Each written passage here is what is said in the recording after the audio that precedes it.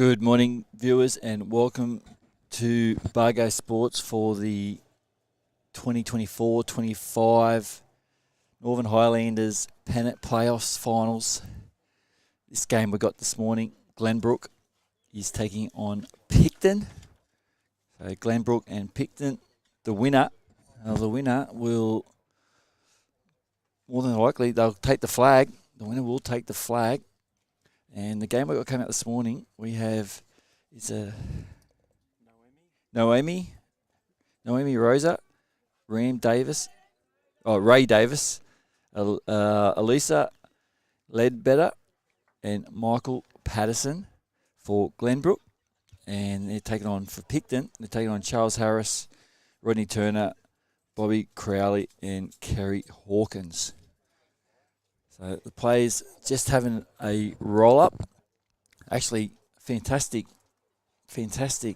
day for bowls action here this morning.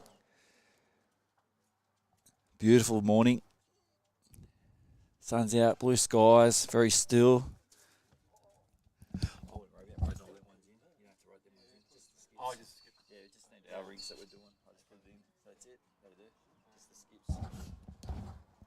So players are just having a roll-up.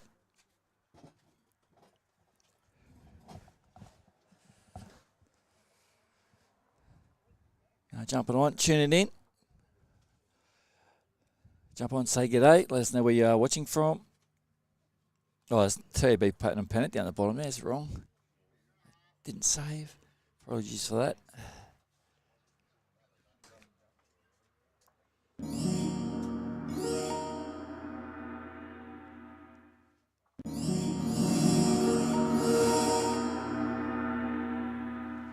All right, it's not TB Pikton and Pennant.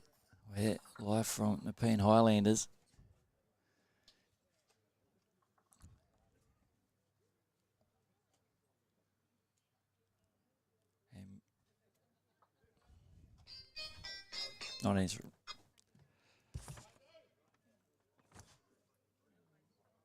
So we've got a short end to start off this morning. This is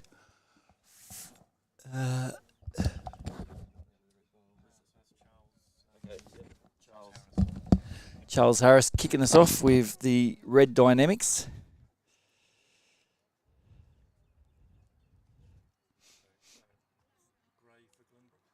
Yep.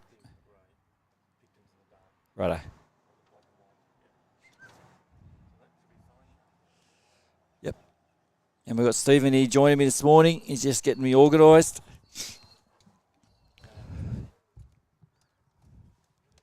Stephen's the president of Bago Sports here. No. And turn him on. Good morning. Morning, Boyd. So I'm Stephen Deller. I'm the president of Nepean Highlanders Regional Bowls Association, a member of Barrel Bowling Club, but I'm here in my presidential role today. Thanks for coming along, and looking forward to a couple of great games to finalise our open gender pennants for 24-25. Absolutely. Great day we got here for it. Yeah, glorious sunshine in the northern villages of the Southern Highlands. So if you're in the region, just turn off the Hume Highway, turn off to Bago. Pretty easy to find. Lots of great facilities here at Bago Sports Club. There are platinum sponsors for the Nepean Highlanders for a 3-year period. So we're great to have them on board. They'll be hosting all the major events over the next 3 years.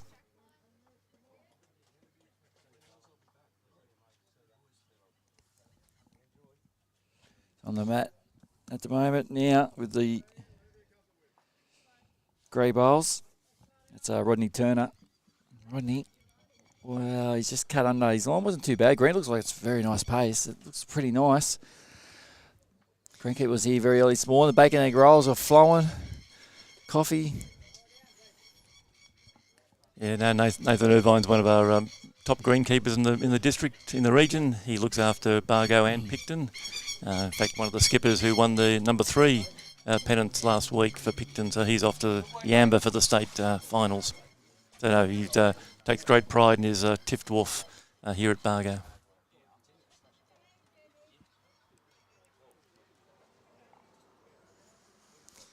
So this is round 3 of the Grade 6 Pennant finals. For those of you who might have watched it on the Nepean Highlanders yesterday, both these sides played.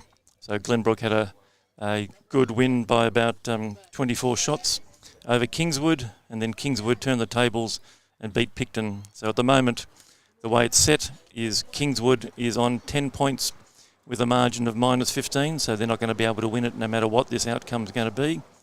Glenbrook running second with 9 points plus 24, and Pikton's got 1 point -9.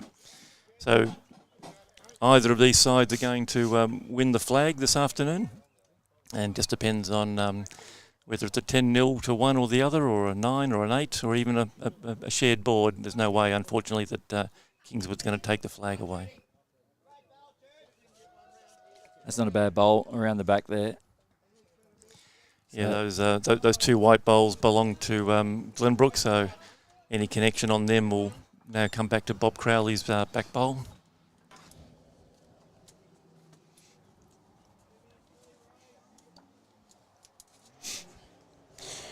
So Kerry's calling him on the same shot, trying to make some connection. Ailsa's also put a matching back bowl in, so she's knowing what these players are trying to achieve. Kerry looks pretty happy with Bob's weight. Boys, just unfortunate. Rolled it. Makes that shot a little bit difficult now. It's now going to be a cold trail, so a little bit harder than just running into something. Ailsa led better using her peach bowls.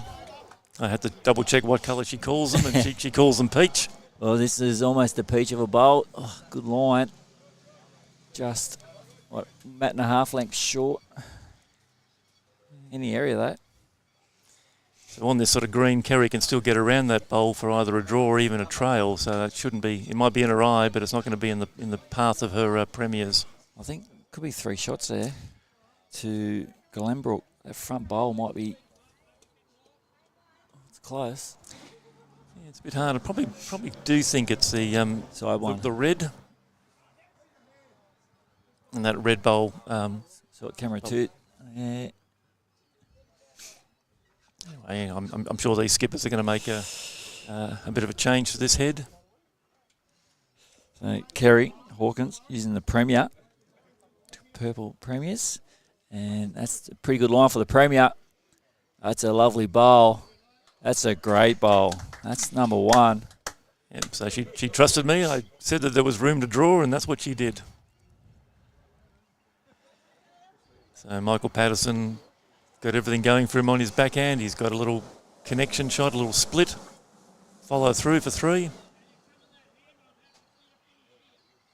Well, actually, it's his forehand because he's a left-hander.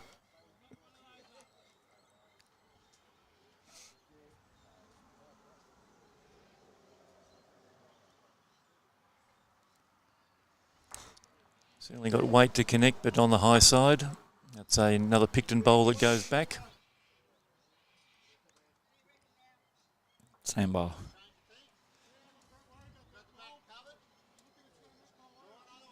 Draw another one's the call. Good call. She did nothing wrong with the first. No. Better off trying to get your weight right with the draws early on in the game. You don't want to be, and just going to go under, but speed just a bit short as well. But yeah, we found that yesterday in the first game. People did struggle on the fast pace, but both of these teams played here yesterday, so straight away you've got a lot more bowls in the head than we did at this stage yesterday.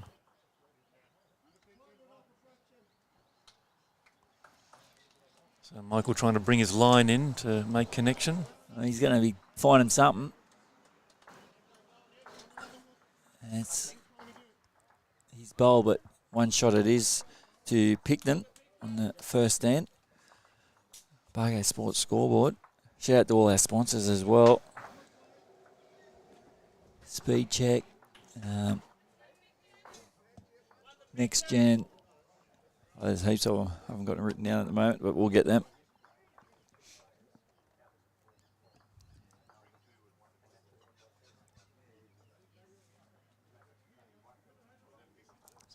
Way.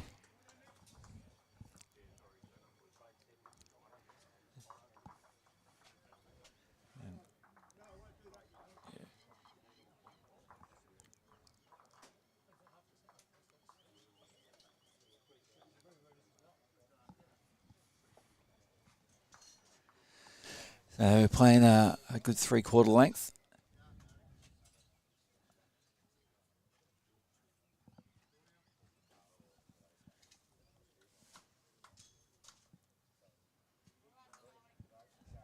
That's not a bad start. That's a great start. Great start there from Charlie.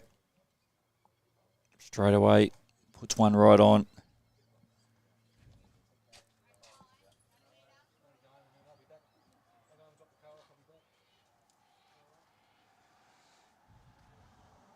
Naomi. That's Naomi. She's a bit wide. Weight was okay though. Speed was good. Charlie Harris.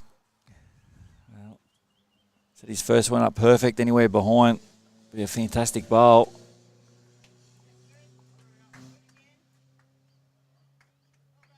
That's a love of a great bowl. Brilliant lead bowls.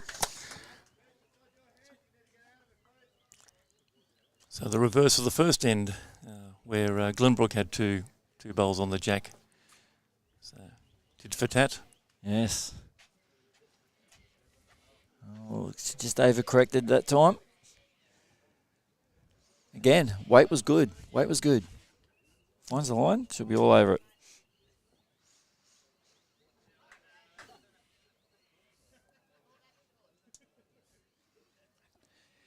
They don't want to be sort of arriving with weight and making the jack a bit more visible. So he's taking a good, safe, wide line. Trying to drop in behind if he can. Again, that's an excellent shot. Yeah. Doesn't make the target any wider and counting as well.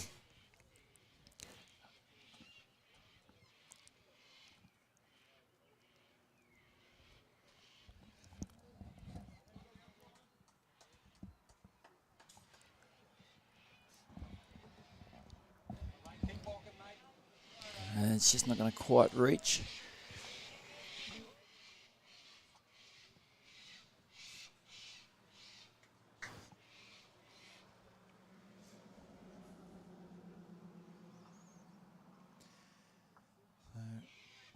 Second bowl coming down for Rodney. Again, wherever this goes, it'll be a good home. Another very good bowl. Again, he's gave nothing to use. Some early pressure here on the Glenbrook side. Yes. Four down and got to arrive on that forehand. Got to make a change of this head. Ray Davis. Here we go. It's pretty close here from Ray. Yeah. Oh, he's got the jack. He's changed it up. Good effort. Still a few down, but he's changed it up a bit. He's pushed the jack back. Oh, sorry, I was watching not the camera. Yeah, so he arrived on that front bowl. Jack's gone back to Rodney's 2 grey bowls. So currently Pikton holding 3.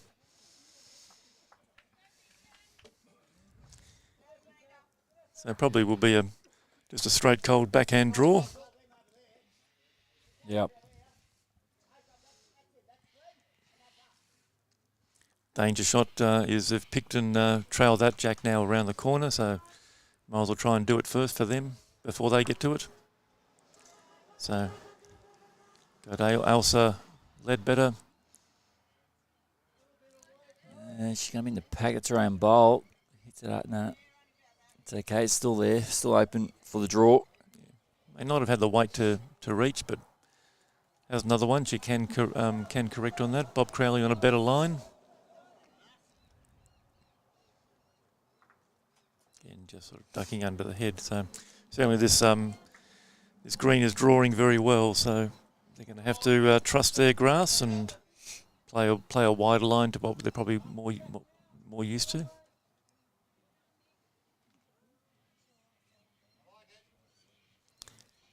Skipper says he likes it already. Yeah, it's just got to hold its head up. Oh, lovely ball. Excellent shot. Excellent shot. That was a peach. That was a peach. Worth watching again. Let's watch that again on the speed check replay.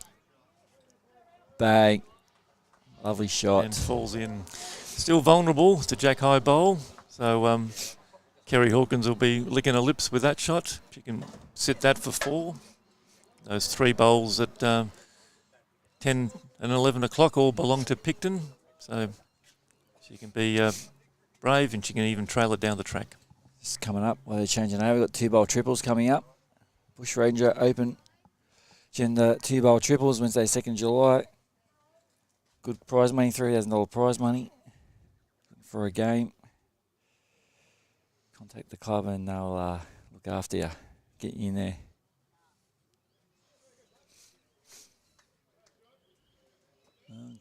Wait, the opposition up for another one. No change. Yes, I think she had the weight for that. I think that was good. Well, she weight takes for out the conversion. Takes out that shot bowl.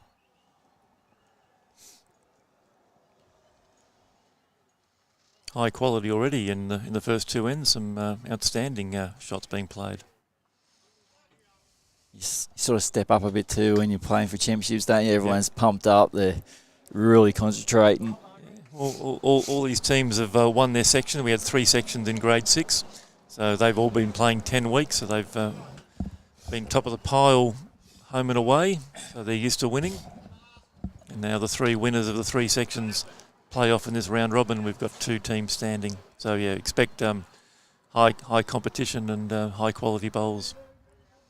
Kerry's waved it to defy the laws of physics and change track, but that won't happen.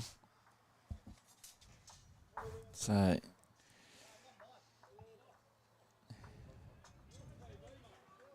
Michael Patterson, he's playing with the Super 10 Premier. Yeah, hadn't heard of those ones. Haven't you? No. The Super 10s, they don't make them, I don't think, no more. They're an older bowl. They're a bit tighter than the old Premiers. And one shot to Glenbrook, so they get themselves on the board in this. Well, we'll call it the final because pretty much, you know what, we might have to somehow race. We've got a gazebo up here, and that's 2 headbutts now. I've done about 7 this morning. We're selling head injuries here today. Yeah. Free head injury and a free concussion test. Yeah.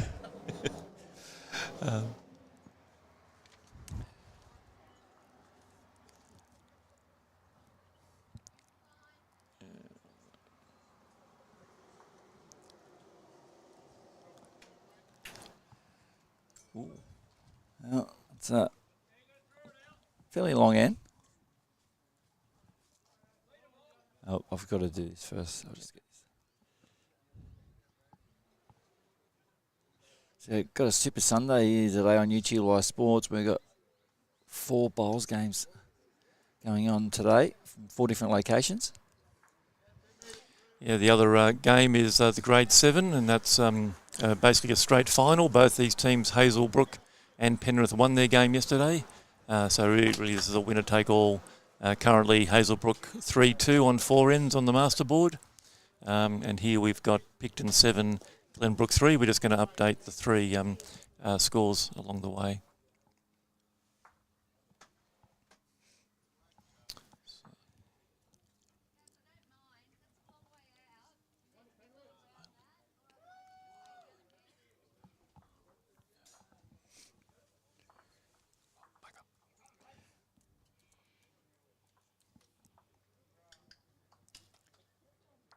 Naomi, she's just a bit quick. That one.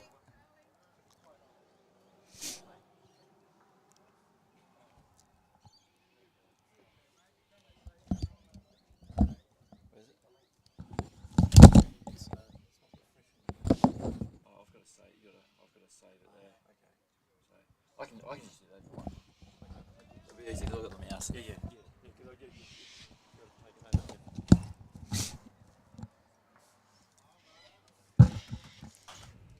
So 3-7, the Pikton, after 5 ends on the master board, we play 63 ends.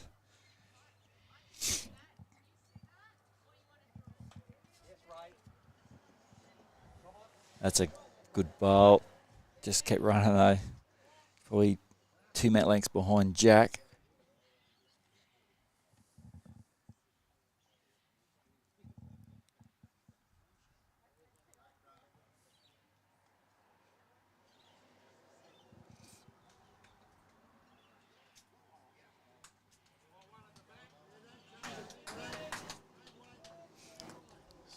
So Rodney Turner just dropping a couple of feet short. So Ray Davis trying to outdraw that.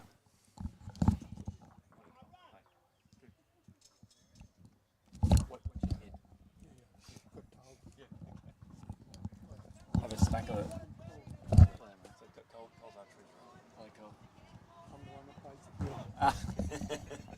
Important person.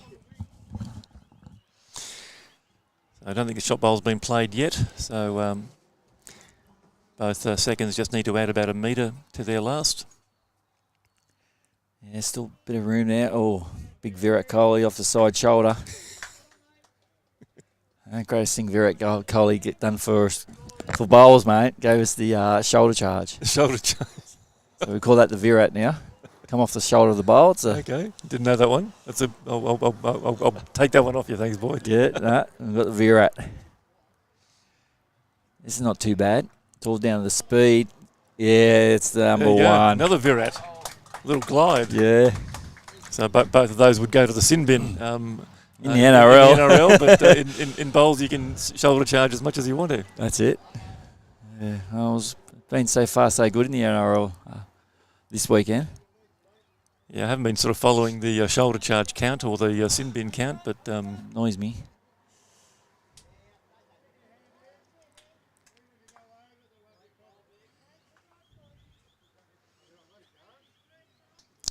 so it's another peach from Elsa. She's started off pretty well. Just on that third rink down the bottom left, Ian Hawkins started with a 5 for Pikton. He had a 19-5 win yesterday, so he's the that's an unfortunate piece of weight, but that white bowl at the back does belong to Glenbrook, so they're still holding, although it wasn't quite as dominant a shot as they had before she crashed into it.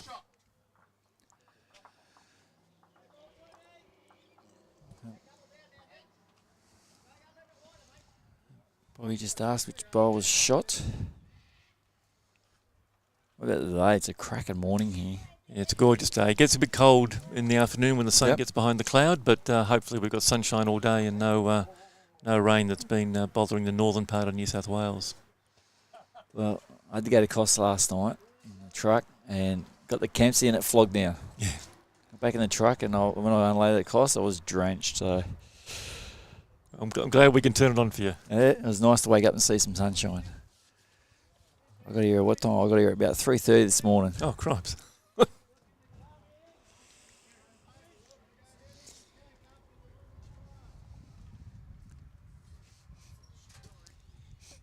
So Steve Attard got a shot, so it's now 1-5 on that third rink, the Attard Hawkins rink.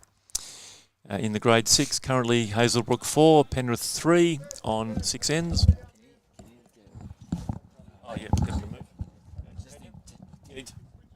Get Bob off centre, thanks. We'll get Bobby out the way. It's always the biggest guy that gets in the way of the camera. If he stands there a lot too long, I'll give him a nickname. I'm sure he's got a couple already.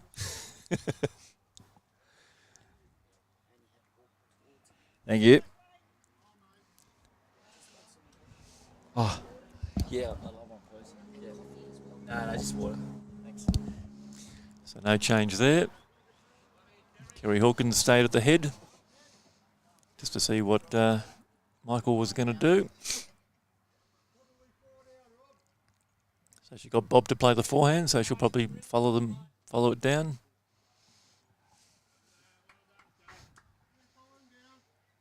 Because that peach bowl at 2 o'clock belongs to Glenbrook, so she doesn't want to knock that into the head. So draw under Bob's Harlequin bowl on the right. And just get around that front grey. So knew the track, got the track.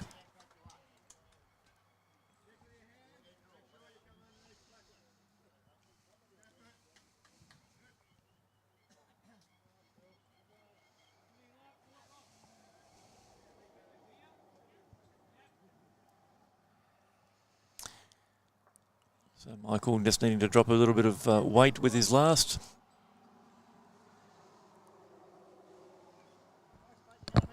Playing a much narrower line. And this Tiff Dwarf's going to be unforgiving if you miss your line, it runs away.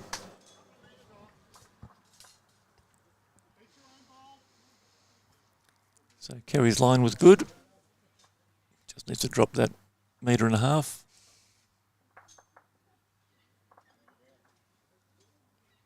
Line's good to there. Maybe the back door, but no, just runs into the front bowl of Ailsa. So might be at least a couple here.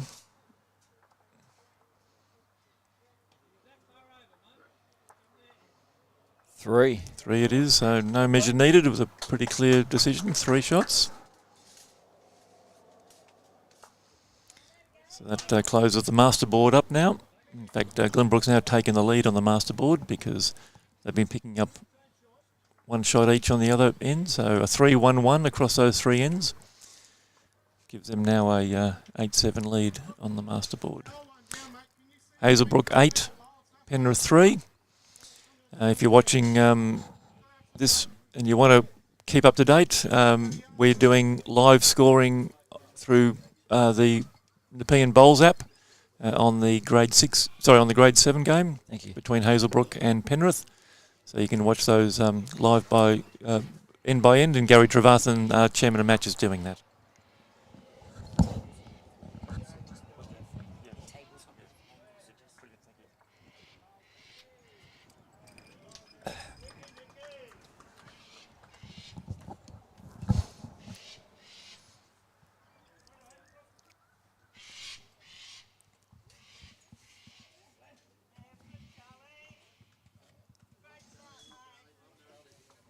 Yeah, again, nice bowl. He's nailed it going this direction. Yeah, he's found this line and weight perfectly, and he's playing the ditch hand.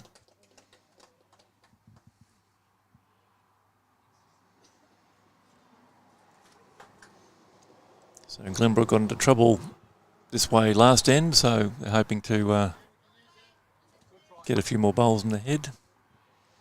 Noemi just running through again. Just struggling to find a line. She's had a few good weighted bowls that are just on the wrong side of the jack line.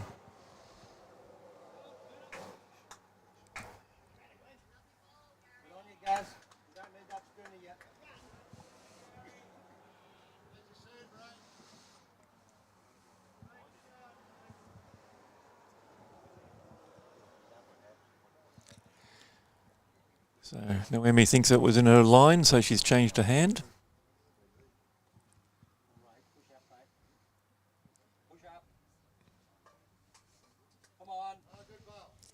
And it's a good correction. So Pikton holding 1 at the end of the leads.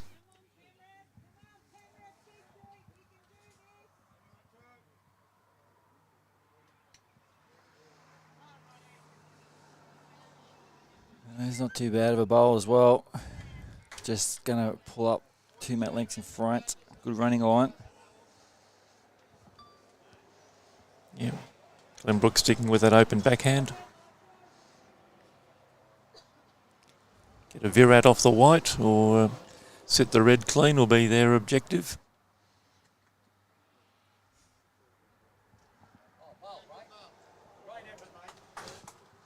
Another good second.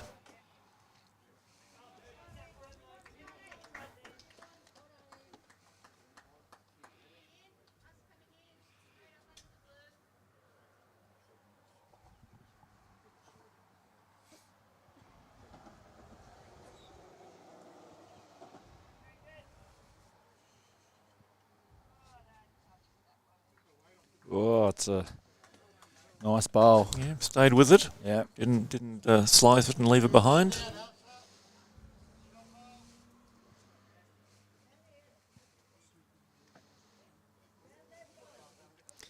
So Ailsa sticking with the backhand, trying to arrive on the shot bowl or promote the white.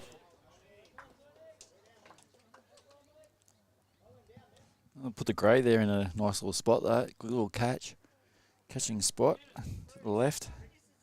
Yeah. That actually gets pushed up to about jack high. So again, a little touch on the shot bowl on the outside brings the jack across to the other grey.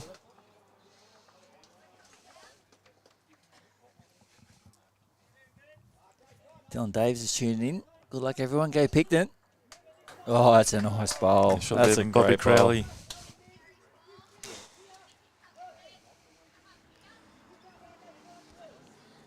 Probably should have Almost three. Yeah, three. three. It is 3 down. I would think he'd stay on the backhand. He's just got to arrive on one of those bowls. He does have his other white. Elsa has that other white to push into the head. Now we've got morning Charles. Charles Dunn tuning in from Point Neil in South Aussie. Just wondering what the green speed is. Geez, that's a good question, Charles. Good question. I'll bring the green speedometer up. We'll bring that up next then. Looks like a nice pace. It is a good pace. It's always a good green up here. We'll turn on the stopwatches and give you an answer soon. Now it's a bit of speed on this one. Virad off there and pushes it over and, well, that's 4 shots four, now. Yeah. 4 shots and hard to get at. Yeah, let's watch that again on the speed check replay. He had a bit of pace on it early. He got a little bit lucky.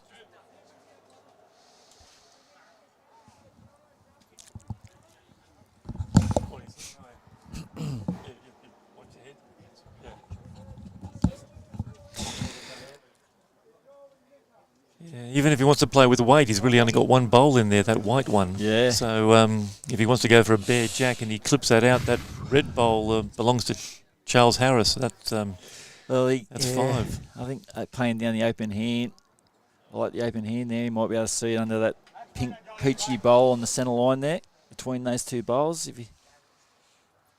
That's what I'll be doing. Yeah. If No, Elsa's calling him on a dead draw on the forehand.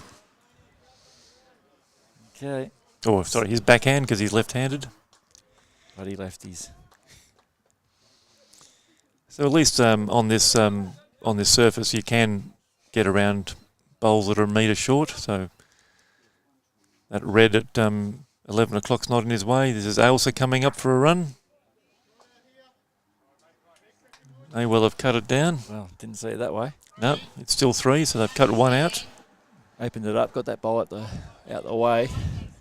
They've got the best backward, right at the back there as well. Yeah, I think if you see where Kerry goes, but Michael now has 4th and 5th, so he could potentially play a run on his backhand to get a split. Bob Crowley's just gone and blocked the camera again.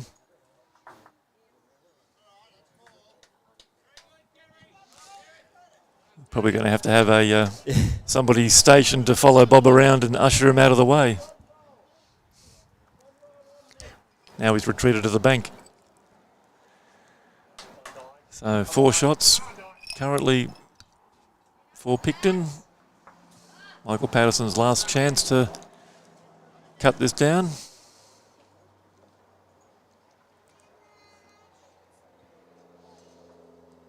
Oh, anything could happen here. Oh, it's... Oh, still... I don't think it's any difference. I think it's still 4. 4. Yeah. Yep, still 4.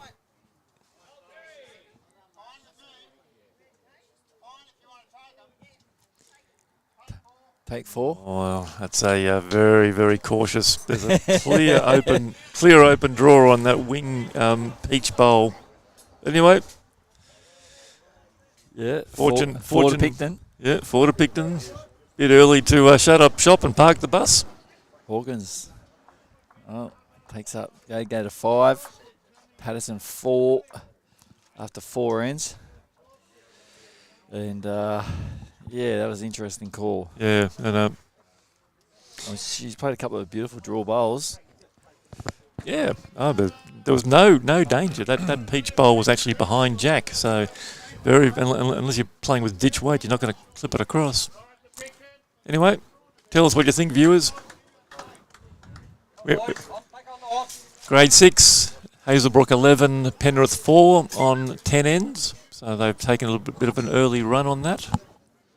And masterboard here, Pikton now out to an 18-8 lead with a couple of multiples being scored on Terry Glenn's rink and the 4 that you just saw Kerry Hawkins pick up.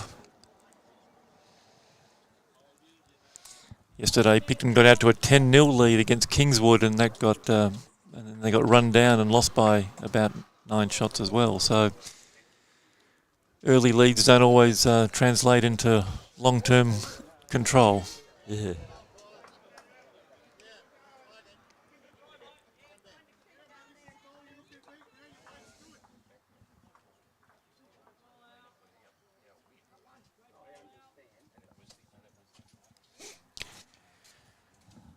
So now that the leads are on the mat, Charles, we'll do that speed check for you. Good remind me. Good remind me. Yeah, I'll do that here. I'll do it. Okay.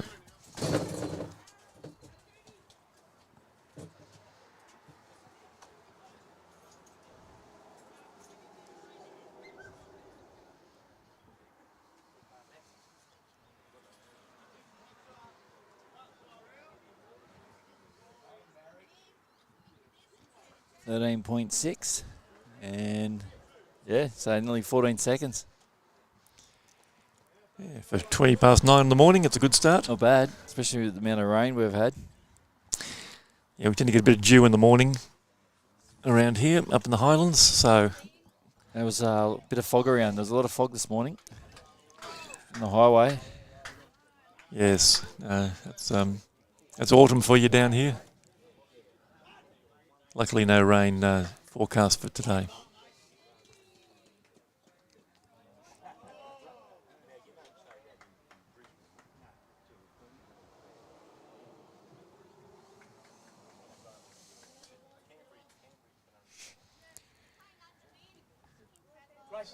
So good ball there from Ray Davis. He's holding 1.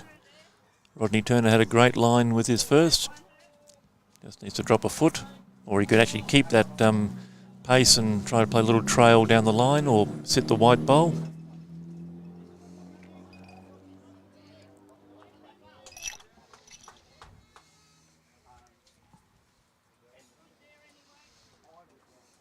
That's not too bad.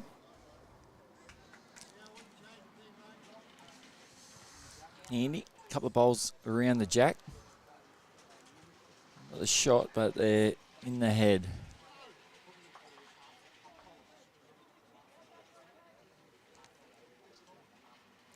So a good line here from Ray. And another good bowl, good catching spot there. So there's 2 bowls there to Ray Davis. Kerry calling Bob on the same open draw. For those of you who know Bago Sports Club, we're right next to a train line. Luckily there was track work yesterday, so those enormous freight trains that interrupt the commentary weren't here. I'm not sure if they'll be back today or not, but normally we've got to turn the volume off for about a minute till they go through. Truck by. Yeah. I never even noticed the railway line there until you. But yeah, I can see it right there across the road.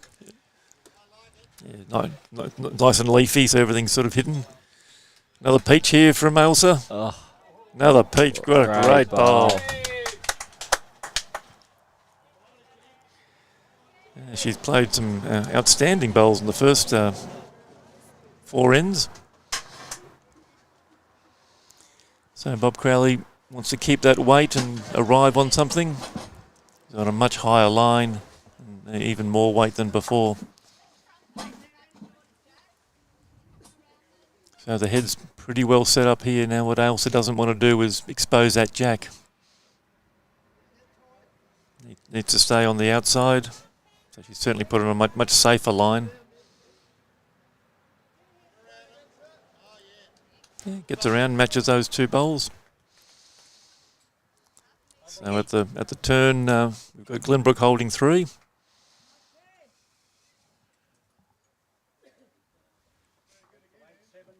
Nathan, no trains today, mate. Currently doing the track work while watching about 3 kilometres away.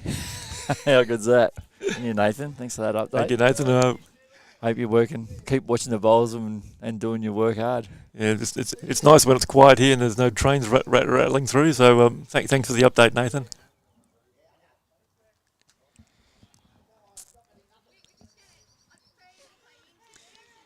So change in the team here yesterday, Boyd. We had Bob Crowley skipping and Kerry playing third, and they had a loss by about 18, and they flipped the back end around. So did a switcheroo? Yep. So Kerry's skipping and Bob's playing third.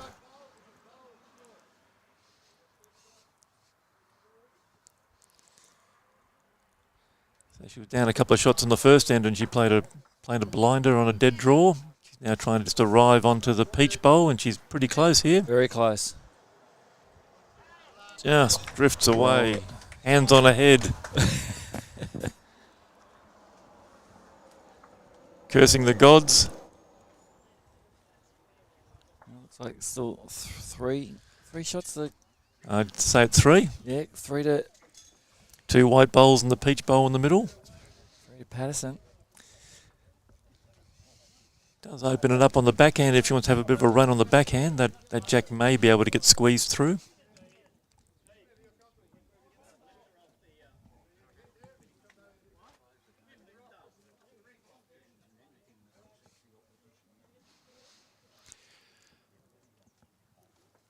Michael Patterson pretty methodical on the mat. Takes his time. No shot clocks here today, so he can take as much time as he wants to. May even be a 4th shot there.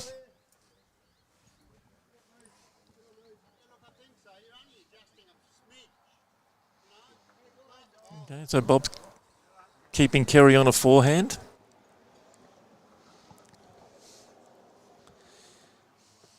Whereas there could have been a bit more of a weighted shot on the backhand, so...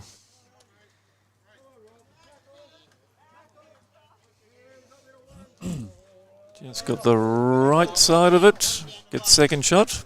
Yep. So Michael could play something similar, try to push that through the head if he's brave.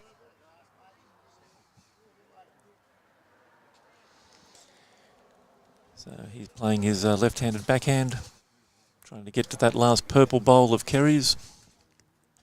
That was a pretty good save there when she was 3 or 4 down. Michael's interested in this one. Just see where this jack goes. Knocks it forward. So he started the end 3 up and he finished it 1 down. That was unfortunate. If he was bowl too narrow, or he would have sat that purple for 4.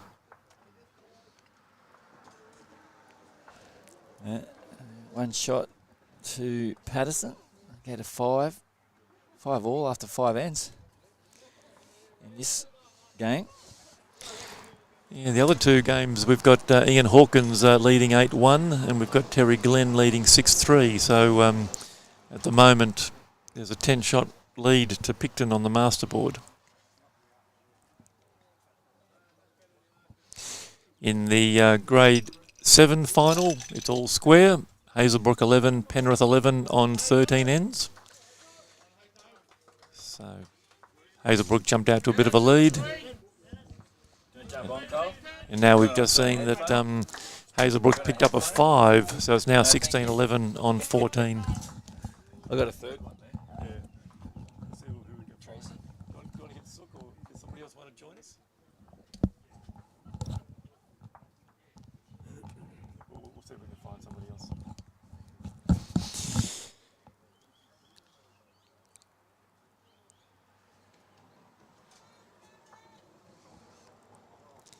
So again, coming back this direction, Charlie's pretty much thereabouts, all over it.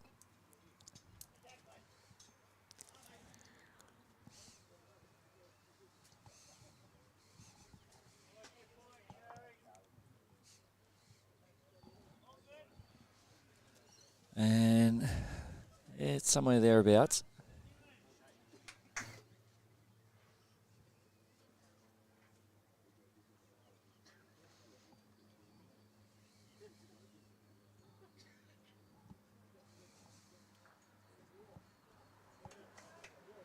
It's 4-6.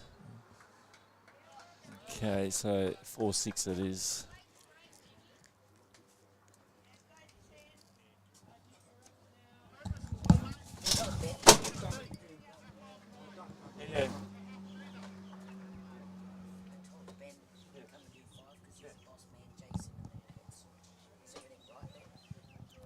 Nothing damaged.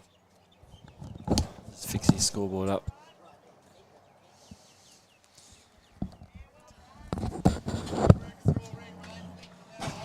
All right, still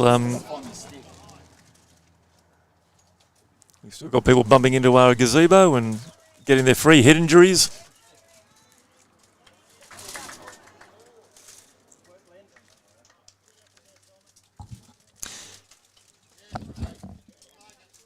So Ray Davis again. It's pretty good weight. So it's one currently with that last bowl, which is Jack High.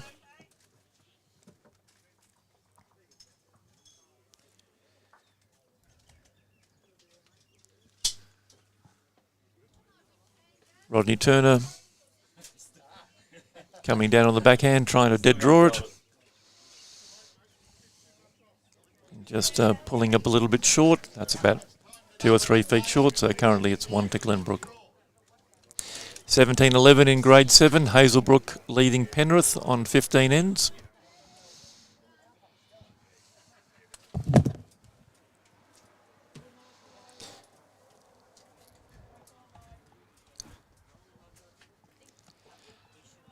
So Ray trying to replicate his first, but hasn't done that.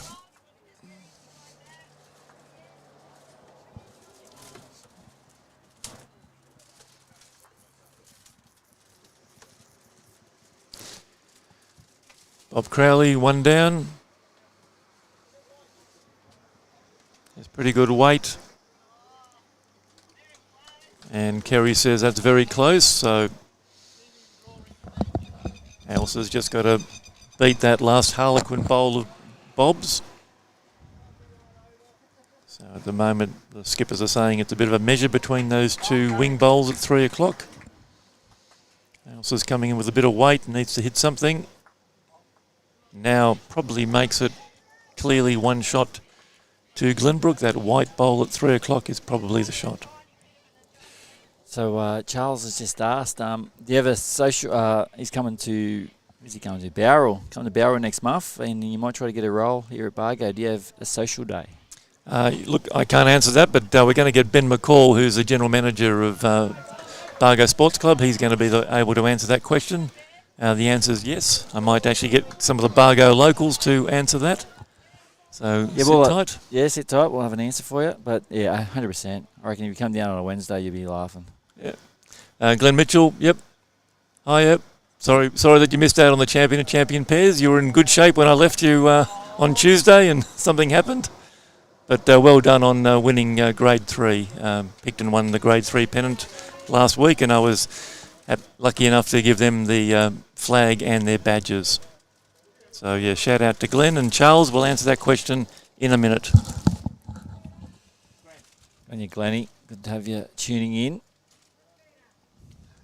Cracking day. What a day we have got here on YouTube Live Sports. So we've also got the Windsor 100 going on up there in Bris Vegas. We've got the Newcastle 1 grade Pennant final between Charlestown and Beresfield, and we're also down at Queanbeyan RSL with Benny Tucci. He's doing the 1 grade final for Bowls ACT, so pretty full-on day of bowls action. Good variety for everybody. And Charles Dunn, we've got the answer from a Bago local. It's 10 a.m. on Thursdays and lunchtime on Saturdays. So they're the current times for social bowls. So we've got Pikton holding a few shots here with that white bowl being moved. So we're just trying to add a bit more protection to us here. People keep running into our gazebo here. Congratulations on your triples. Yeah, thanks, mate. Amazing. Yeah, no. For the headset on, there you go. Right? I'll come in there. Oh, you come around here. So we keep finding reprobates here, and now we're going to introduce a new member to the commentary team, We got Floody coming in. Jason Flood from Penrith Bowling Club. Good morning. Hey, Doc, how you going? Good, Floody. Some setup here, isn't it? Curved computer screens and cameras and... Yeah, and let's say that they've all experienced a replacement. Yeah, well, I know happy when Benny was up doing the Ployce Bowls, the Nationals for us. A gust of wind came and blew one of the cameras over, unfortunately. And Yeah, a bit that's of a crack in it. as we say, we don't use umbrellas. I learnt the hard way. Hmm. And Benny's done the same thing. That's why we got the buckets. And the weights and everything. Yep. Yeah, you got to have the weights on them. You got to have buckets. You can't have anything that's going to be like a Mary Poppins and fly away. So that's maybe a cover bowl, is it, going around the back there? No, I wouldn't think so. He's trying to. He's 2 or 3 down. Okay. Yeah. No, just an overcorrection on the draw. Carry. Draw in there. Might be a tad high. No. That's okay there.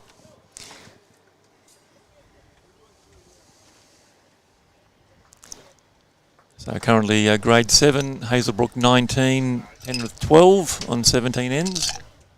So that margin is still 7. It's been that for about 4 or 5 ends now. Needing the Virat Kohli rub.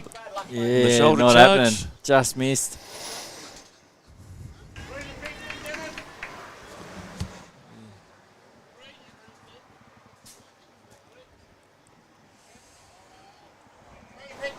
Three.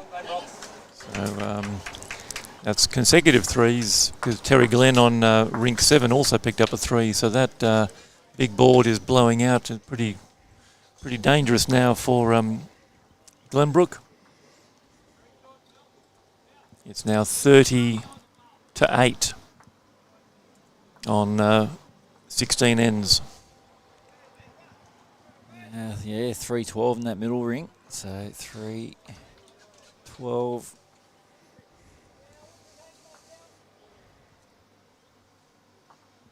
So Floody, where were the police games? Yeah, we had the Nationals up in Foster.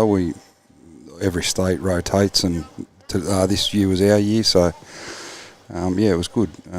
New South Wales, Queensland, Victoria, South Australia and Western Australia. We'll send over about 25 players each, and we play a Pennant event. It's called the Teams event, but we have 5 rinks every morning. You play every state once, and then we have the fours and the pairs and the singles, and finish off with the triples. So there's a lot of bowls. If you're winning games, you find yourself playing 6 or 7 hours every day, morning and afternoon. So. And this is not a stitch up because I don't know the results, but how did New South Wales go? Yeah, New South Wales went really well. We were winners and runners up in the fours. We won the fours plate. We won the pairs. We won the pairs plate, and we won the triples, and we were runners up in the singles. Oh, excellent. Had 2 semi-finalists in the singles. Yeah, it was really good. Unfortunately, Victoria beat us in the teams, but we won overall the consistency award. So yeah, we had a really good carnival. Very happy. Good weather, or were you with the rain? No, we were pretty lucky. The only day it rained was the second last day. We got called off for about half an hour. Yeah, so the weather was good. The greens run really well considering the amount of rain that Shannon and the team had up there for the 2 months before it. Nice bowl. That's a cracking bowl there. Good start. How many years has that been running for, do you know? Yeah, this was the 65th. Wow. 65? 65th year, Wow. yeah. So, and fairly high quality bowls, to be honest. They Well, there's a lot of good bowlers that are... Yeah. Well, we had Johnny Gibson is an ex-policeman. He just won the state.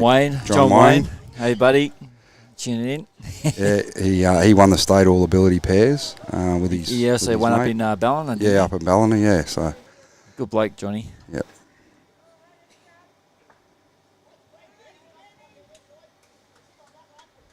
This bowl's tad high, starting to swing in now, but got the weight to get behind, not quite. No. So 65 years, eh? Yeah, it's a great sport, especially for service people to get into bowls. I mean, if you're having when you're not doing them, you're having a bad day or whatever, you can just go down to your local bowling green, get your bowls out, have a roll. You might start having a chat with you or a chat with someone else, and you get a bit of a pickup. Yeah, 100% happy. Like, we play another format during the year. We play what's called a six-way challenge, and we play the Fireys and the ADF and the Soldiers Point. Yeah, up at Soldiers Point. It goes for 3 days. It's really good. It's good catch up, and the master builders have got involved in the last couple of years. Big, as I call him, Big Willie. Yeah, Big Willie, and I think with the master builders, if you have a hammer at home, you qualify. So they turn up. Johnny Green, if he's out there, he turned up one year. Yeah. Mark Willie's done good things with the bowlers there for the master builders. Oh, that's skinny. He knew it as soon as he let it go. Didn't like that, did he? No. For the Highlanders, we're Penrith down to. Is this as far south? No. What's the area? So through the mountains we go through to Hazelbrook, Lawson, Glenbrook, Springwood. Along the way, we go up to Wiseman's Ferry and Pitt Town and Richmond and Windsor. Then we come down through the highway.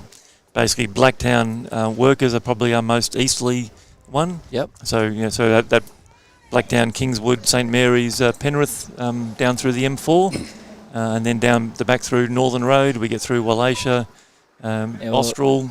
Just see what happens here. Yep. Oh, he's got the result. Yep. He's got the result. He was lucky there. He could have got the red bowl fat and been a couple down. Yeah, so down the Northern Road, we pick up Wallachia, Austral, Campbelltown, Camden RSL, Pikton, and then into the Bago, Southern Highlands. So then Bowral, Robertson, Bundanoon, and then right down to Terralga is our most southerly club. Yeah, wow. So what's the northerly point to the southerly point, roughly? Probably about 250 kilometres. At least, yeah. Pitt Town, Wiseman's Ferry to Terralga. Yep. As the crow flies, probably a bit shorter, but trying to get through roads. So we do a lot of regional draws, so people aren't having to travel as far. So try to have some central places hosting it. But Bago's going to be hosting this for 3 years because they're our major sponsors. Yeah, nice. Yeah. And you can see Pikton still holding shot there. A little bit of travel. Not as far as our country friends though. Like our Lightning Ridge. They'll go from Lightning Ridge all the way to Tamworth or something, don't they? Yeah. So we still have a 10-week home and away. But we do try to do that regional, except although the top grades are just a one section. So our top grade was Penrith, Austral, Glenbrook, Bago, Campbelltown, Camden. So they all had to travel home and away over 10 weeks. Okay. But the lower grades tend to be more regional, and then they all come together for this round-robin final. It's nice to see the other Highlanders footy team starting to win some games and the other team going down the bottom end of the ladder. Yeah, you're not wrong. I might live in Penrith, but I don't support them.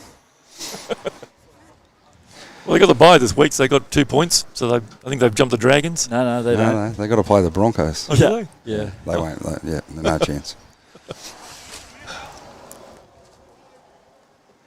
Yeah, it is a fairly big zone, region, but it's not as big as it used to be when we're in the districts. You travel out to Eugowra was the furthest I went to play in a district final. So Eugowra, Golgong, Grenfell, Cowra. We were a pretty big Zone 5 with 5 or 6 districts a long time ago, and gradually getting smaller. So we amalgamated into the Nepean and the Southern Tablelands.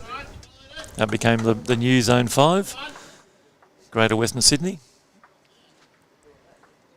So That's a slicer. That's changed it up. That's changed there. that's 2 shots to Pikton, that grey bowl and the Bob Crowley's Harlequin bowl. So there's a good metre to draw with Michael's last bowl.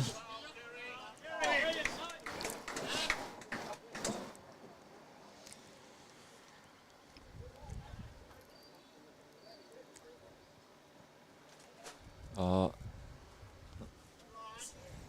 I'm going to get that leprechaun out the way.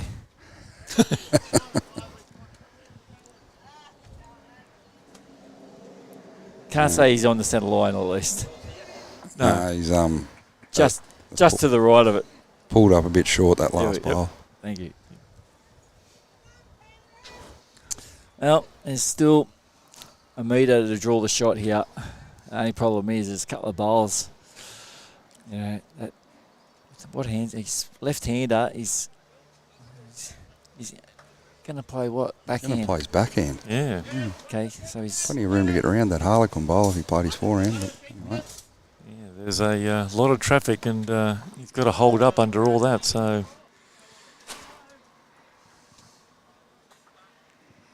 tell us if you agree with the experts, viewers.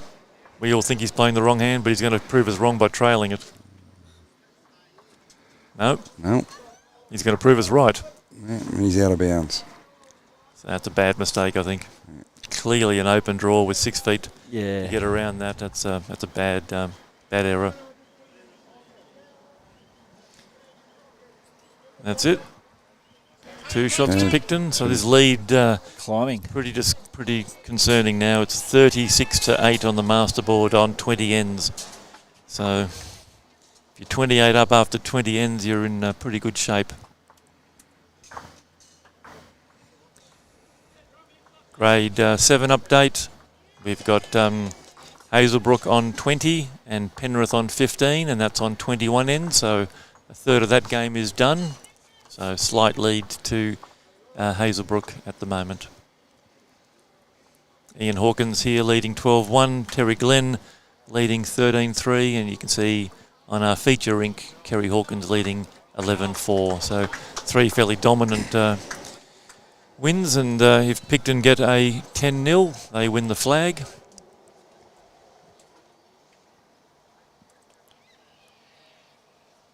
If Glenbrook happen to get a rink and makes it 9-1, then all teams finish on 10 points, and then that'll be around countbacks. But even at the moment, if one of these teams turn around and makes it a 9-1, the margin at the moment is favouring Pikton. Grab ball here again from Charlie. He's been pretty solid coming back towards the car park.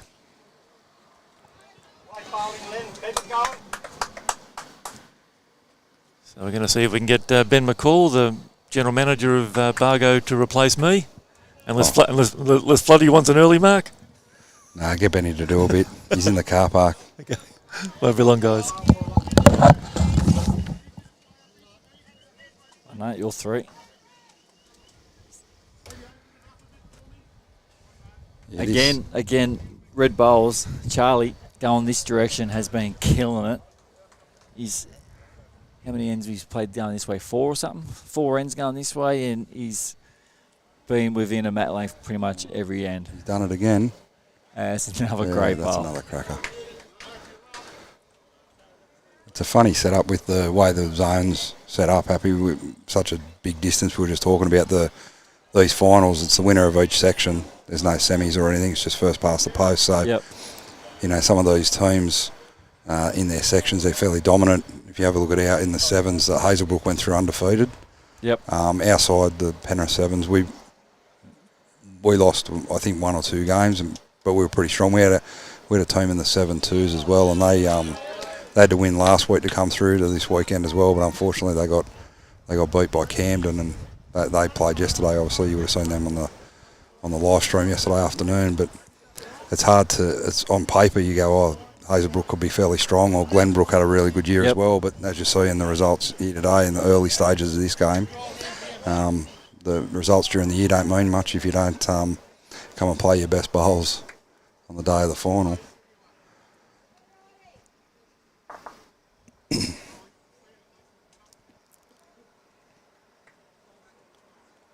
That bowl's just cutting the head a bit. Weight wasn't too bad.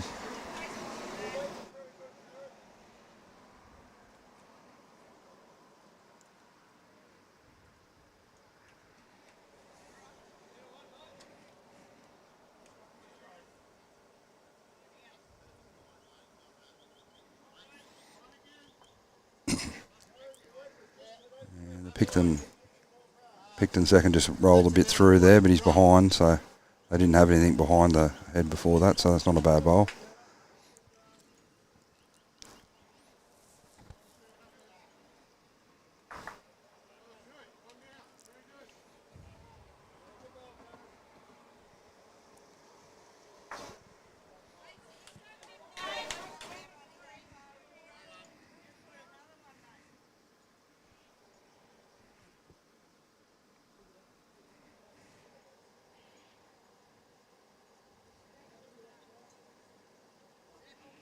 Not a bad track here, just a little bit quick.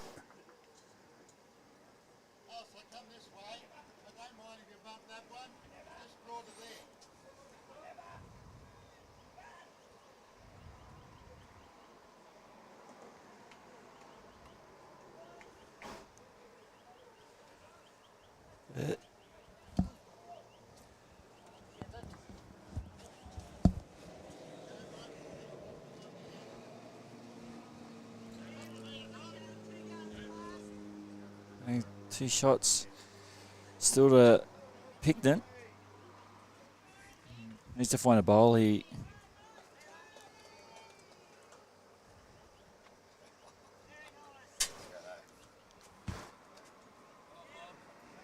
it's okay. That's good. We've got Gary here, Gary. our match chairman. Oh, yeah. Watch your head. Oh. You're not jumping on. Just sticky beacon.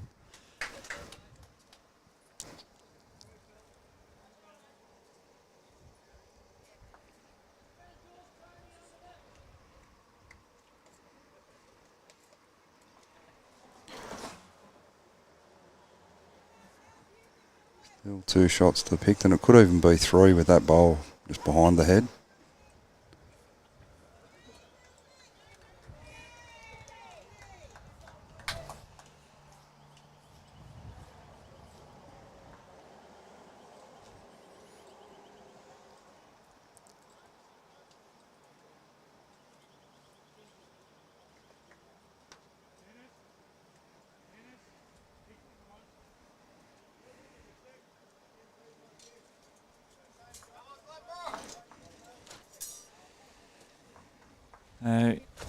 Kerry Hawkins, so they done a switcheroo as they said yesterday.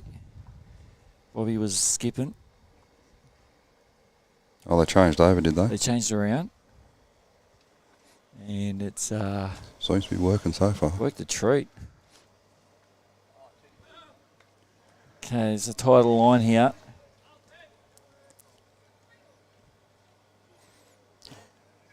I'll tell you what though, as a skip, if you got your lead putting 2 bowls Yeah. down like that every end, you're pretty happy. And that's, you know, I keep hammering on me live streaming, but the game, most games are one up front, mate. You'll get your lead putting bowls in their head like that. You're going to win 90% of your games. 100%. What do they say? Leads and seconds win the game, and thirds and skips decide by how many. Yeah, 100%.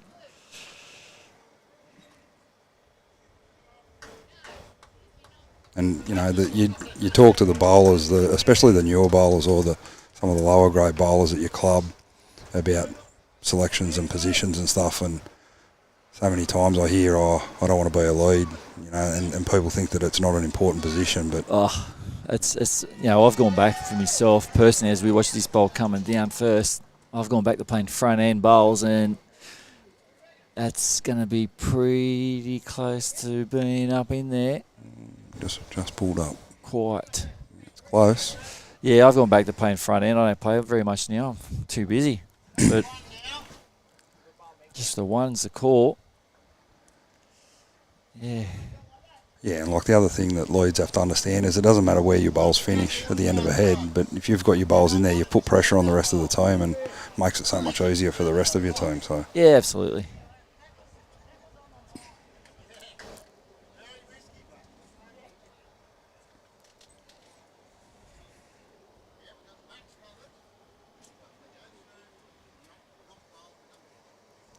Here comes the GM, Benny McCall. Someone send him a call. He's here. Yep. That's it. Good morning, Benny. Good morning. How is everyone? Fantastic. What a nice day out here today. Beautiful. Hey, sun's shining. Looks like it's going to be. Greens are running really well. It's good. 14 and a half. What do you reckon, Happy? Mate, it's just under 14 this morning at 9 o'clock when we did it. Yeah. 13.6, but as that moisture dries out of it, it's probably getting up to that 14 now. I'd say this afternoon she's going to be running quite nice. Yeah. And it's a great day for bowls, to be honest. It's perfect Not much conditions. wind out there, is there? No.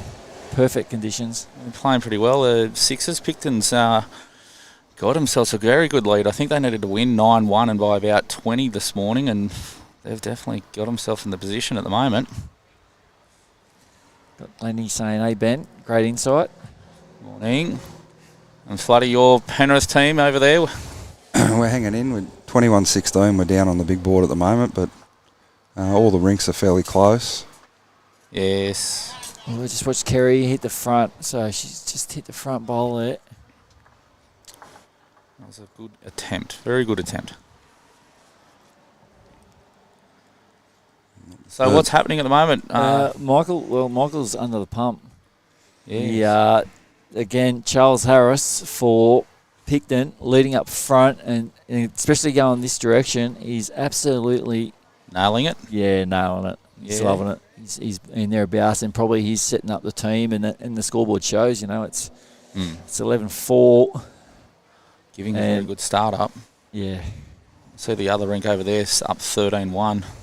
Old Hawko is playing well. That side yesterday morning from Glenbrook was one of the ones that carried the main board as well. So Okay. that's actually a pretty good start over there. Yes. So you're down at Warilla this week as well? Yeah. Or? I'm not going personally, but Okay. YouTube Live Live streaming Sports. Yeah. YouTube Live Sports are down there for the finals day. it? Yes. So it's pretty exciting. Should be a big week down there. We're about to get ready. I've got to go home and get packed and go down there for the week. We'll be competing, so we'll see how we go. Should be a bit of fun. Looks like a fairly good field. I was having a look at the teams last night. Yeah. Well, mate, a bit of the who's who of bowls, as it always is. Yeah. Yeah, it's a big event. There's not an easy side generally. So I see Bago's called in. Bago's called in a marquee, Benny. Yes, mate. We've brought young Braden Soul across from Campbelltown, mate. What a superstar he is. He's going to be a very big talent of the future. Or he already is one of the big talents in this area. So we brought Braden across. He'll be skipping a rink down there for us. He'll be playing with Jason Cheadle, and I'll be skipping old Dino Aiken. So we'll see how we go. Old Harley's playing for Warilla this week, our bowls coordinator down here at Bago, so Harley McDonald. So he's just finishing off his contractual duties down there with Warilla this year, and he'll be back over here with Bago next year. I saw Harley's name on the Highlanders. Yeah, mate, he's moved over to us about would have been 9 months ago now as our bowls coordinator. He's doing a very good job down here, so progressing things very well for the Bush Rangers. So he'll be on the books next year with us from Nice, good July. pickup, good bloke, Harley. Yeah. One more Good pickup for the region too, Yeah, in the mate. zone and stuff like that. So more to Pikton. And the old the Penrith side of things, you've got potentially some good sort of signings coming back as well, haven't you? yeah, so we've got Trent Whittingham, who's playing at Wenny in the Platinum, skipping a rink at Platinum. He works in our club. He's a bar manager. He's come back and he's going to take on the role as bowls coordinator from the 1st of June. So, Mate, what a fantastic get. yeah, that's a good pickup, and he'll obviously come back and play bowls, and hopefully with that we might attract one or two more players. But we were fairly happy with how our season went this year in the top grade, and Yeah, mate. What you ended up running second, was it, or second or third. I think Austral might have got us in that last game, that dead rubber that we end up playing. That region said we had to play. But yeah, look, we were pretty happy how we went. Look, I think overall it was a fairly competitive comp, Benny. Like, we had a win against you and you had a win against us, and we beat Austral once and they beat us once, and I think you beat Austral and they beat you. But I think overall Campbelltown was the dominant side. They were just strong across every rink, across every position. They'll be a big chance away at state, but I'll tell you now, they'll push the twos competition to the all the way. I'll nearly back them. I reckon they're a pretty good, handy side. I totally agree. They've got some great players, and they're a really tight bunch of blokes, and they're actually really fun to play. They're really good blokes. There's no DHs in them, and wish them all the best, and congratulations to them actually for their win. It was they were by far the best side. A lot of quality players playing there, mate. So it's very good. Good to see the region's getting some, good quality players, keeping them actually in the area. That's the best thing. So don't need to go elsewhere to play good bowls. So yeah, that's right. I totally understand players. The younger ones like Trent and Emmett and Nick left our side. We won the twos 2 years ago, and they went down and played platinum. And I understand that, wanting to challenge yourself and all that sort of stuff. But if we can sort of keep our region strong and attract a few people, then it'll be good for the future. Area, Lukey Granger and Zach Core Johnson came back to Campbelltown this year from having a season at Platinum and Carlingford, and that would have benefited them greatly with their bowls. But they wanted to come home and play with their mates, and I reckon it's fantastic. What you've done down here, attracting a few of the South Coast boys and building the profile up, and the Zone getting a major sponsor for the first time. It's really it can only be good for the sport in the area. So I applaud it. Exactly. We've got Glenbrook's coming in here. Looked like they were 2 or 3 down, so that's a good shot. Cuts it back. It looks like he's drawn the absoluter. He's only about half a foot past that jack there, but he's left a little bit of room to draw the next shot. Yeah, I think Glenbrook's probably at the stage now where they've stopped worrying about the masterboard and just play ends. Play their bowls. Play their bowls and play ends and start putting a few ends together and see what happens. Pressure can be a funny thing if Pikton think that they're going fairly comfortably and they drop a few consecutive ends. Especially when you get up and win the morning game. They got up yesterday by about 20 against the team that knocked over Pikton yesterday afternoon. So they probably would have come in a bit more confidence this morning, thinking they were going to get this game pretty easily. But I tell you, the Pikton team started really well here. What that's a shot. This is what they need. Bowl. Oh, that's he's put 2 fingers up. Two. Yeah, they need a few more of them though. Need to hold it. Bobby's just got to draw a shot here. Same sort of line. No big pressure here. Unfortunately, Nice close one. Pennant just dropped a few over in the sevens. They're 27 to Hazelbrook at the moment, 16 to Penrith after 25 ends. Boys and girls just need to regroup a bit. And The track was good there, Bob. He's just run up about a yard short of the jack, so give his bowl a chance next one. Looks like this one's coming in pretty well here again. Are we holding 3 in a second? Comes off it. Just off and scrub past. Run past. Not a bad home, though. And the inner zone's coming up in a couple of weeks, Benny. You're all sorted for that? Yeah, looks like it's. We're excited. We've got a pretty good young squad going up there. We're based at Cabramatta for the time frame. So should be a very good good opportunity. We've got some pretty tough draw up there. We've got Illawarra and the actual Northwest, which is the old Zone 12s, boys. So that's handy teams. Andy? We went up last night and watched Cabramatta play against Warilla in the Premier Platinum, or in the Platinum last night. And, mate, it was a fantastic game. There was about 4 or 5 ends we were watching there, 13 bowls within maybe a foot and a half of the jack, mate. Quality. Corey and Disco turned on a show last night. The boys were sitting bowls, turning their heads over. You'd sit there and go, are they going to adjust around that by a centimetre? And, mate, played it perfectly. It was good bowls. Oh, mate, they are. When they're on, they are on. So at the moment here, let's go back to this game for a sec. 2 to Glenbrook. Glenbrook, yeah, holding a couple. Now, if they can hold on to this, get the bat length, I think they might have to change the length, maybe bring it right up shorter or do something or stretch it out longer. Yeah, change something. Is at the moment. So they've been playing 3 quarters. 3 quarters, yeah, 3 quarters. Yep. Something to throw the lead off, throw Charles off.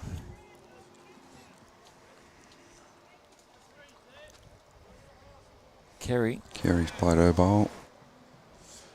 Thrown it in a good line, hasn't she? She's pretty. She's got to be handy close. here. Just as a runner. Oh, She's just pulled up a bit short. good effort. Line was good. Still got one more though. So it's on the running line. I mean, next bowl, something similar, a bit more weight. She might hit hers up. Shot.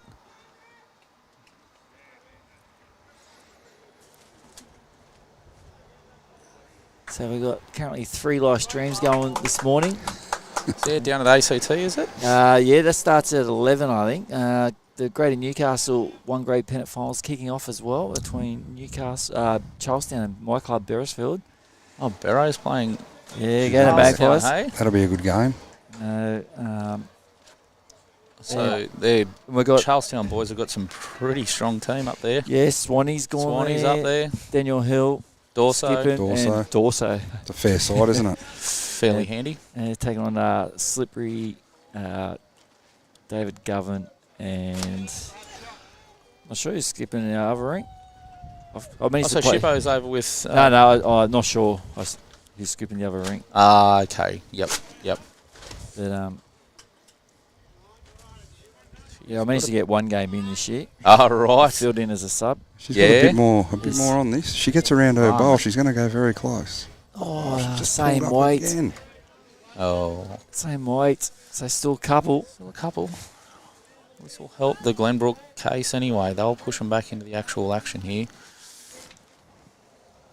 All it takes is pick up 2 or 3 on each of the rinks here, and they've given themselves a big chance to get back into this.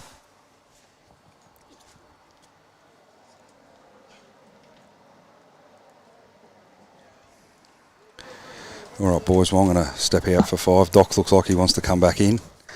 All right, buddy. And I'm going to go over and watch the 7. So All right, thank I'll you. talk to you later. See you when you come back, Floody. Yep.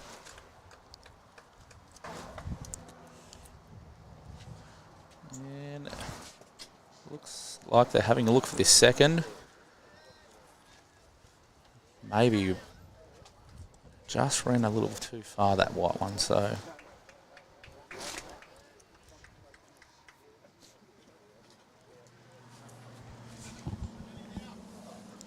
Okay, welcome back. Thanks, Haps. So a little bit of a comeback here. We've got Pikton on 40, Glenbrook holding a couple.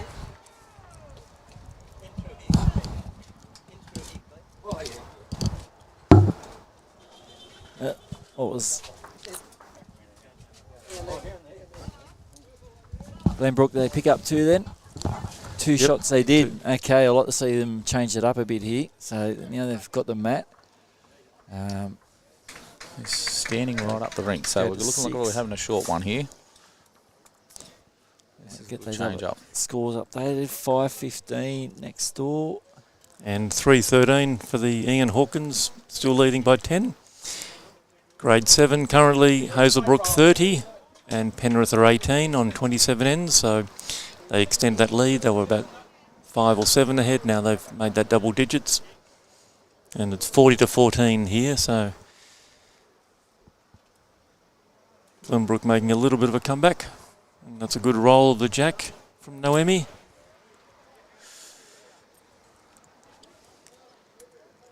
So clearly something different Swing needed. a little bit here. Good track. Yeah, she's finished the first one just a bit past the jack. That's a good spot. Okay, so well, Very good. Charlie's been nailing it. Can he do it again with this shorter length? Can they find something to throw him off? At the moment, he's been player of the mat. Here we go. He's got a good track again. And he's got a good bowl. Oh, He does a good starter. Good shot. there we What a go. bowl. The man's on fire. He's playing bowler of the mat. I think the only way you can beat him is play corner to corner. He's got every length covered. You still be nailing it. Well, the Pikton people should be used to these type of greens because we share the same greenkeeper, and their greens run very nice down there at Pikton as well. So, And that's a good bowl. great bowl, great reply. About just a foot short. Yeah, half a mat just in front of Jack. Yeah, that's a good point, Ben. Glenbrook do have slower greens up in the mountains, so Yes. I think that this, even though they played on it yesterday, the weight control's much better on the Pikton side at the moment. Charlie having a niggle. Should start to free up a little bit more as well in the next sort of half hour or so. So I'd expect that little bit of a run on, maybe an extra half a yard. Yeah, we did a speed check before you joined us, Ben. It was about 14 seconds at about 9:30 in the morning, so We might do that certainly- again, actually. Certainly move along. It gets a bit, if you're playing towards a greenkeeper shed, so the opposite direction here, it sort of whips around the corner of the building a bit. And if you're coming the direction you are now, on the screen, that wind comes across from the left to right. So the further it gets closer to the tee, Comes off the building. a little bit harder it gets to draw towards that sort of ditch end. So So if anybody from Wiseman's Ferry or Camden is picking up that tip from Ben, yes, when you're in this afternoon. for the afternoon game, you got a hot tip from the boss. Yeah. So it pays to watch the happy bowler and pick up as many tips as you can for your final this afternoon. That's it. You better be live in it. Yes.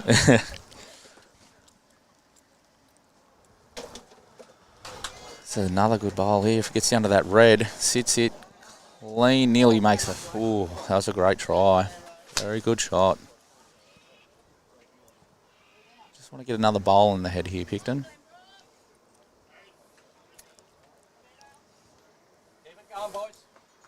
There we go. Played this pretty well. Sits that red. He's going to stay in very nice. Second shot, but it's a really good second shot in there.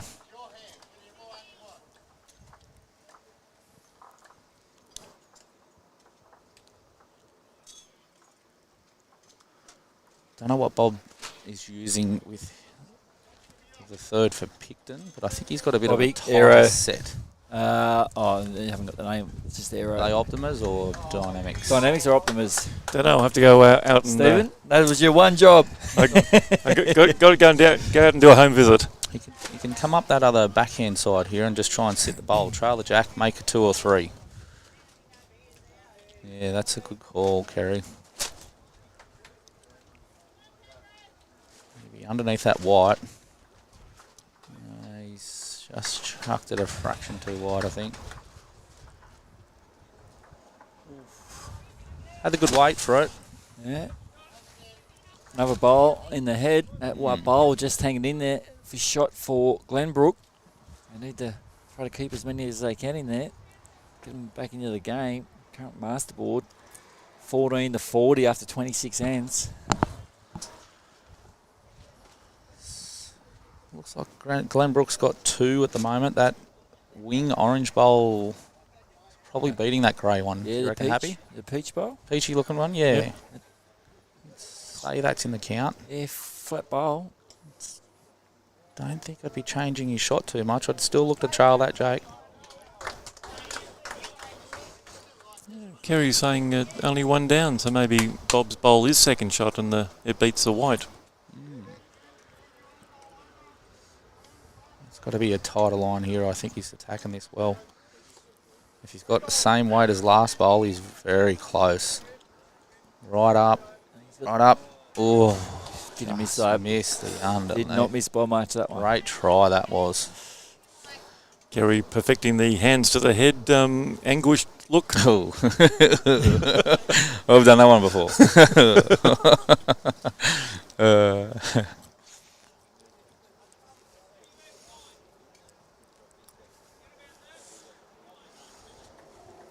Glenbrook, their little changes worked. In my mind, well, they're saying it's only one, but it does look very close for that second. They've got If they can hold this end here, just another 2 onto the board is very, very needed at the moment. that little arrival onto Bob Crowley's wing bowl get some 3 or 4. Mm. They've got 3 out of the 4 bowls in the head, so they've been far more consistent on this shorter length. So Michael looking like he's setting up on the backhand. Michael. For a left-hander. Would have thought he could probably reach on his forehand and push Bob through. All right. I think he's just coming out the side here. He's going to try and cover. Looks like there's 2 or 3 sitting out there for Pikton at the moment, so gives Kerry a chance. If she wants to play that backhand side, come up, trail the jack, good yard, sit the bowl for shot. And that's certainly the way... looks like what they're looking at. The way they're talking. Well. Yeah. Yep, they're calling that backhand through the inside edge of Bob's or sit to the peach. Yep. And if you're narrow, you may be able to sit the inside of the white. Yes. But yeah, so more options on Kerry's backhand than a dead draw on the forehand.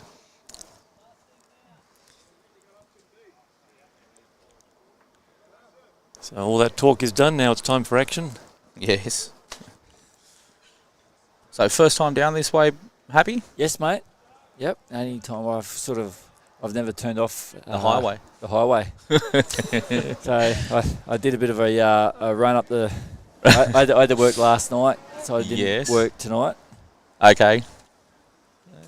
And that was a trip to Coffs Harbour and back. Last night? Yeah. Really? And then it was from back to work, and then I drove down in the early hours this morning and just had a couple hours sleep in the van. Kip? Yeah, lovely. Plenty of coffee this morning. Yeah. We'll be getting there.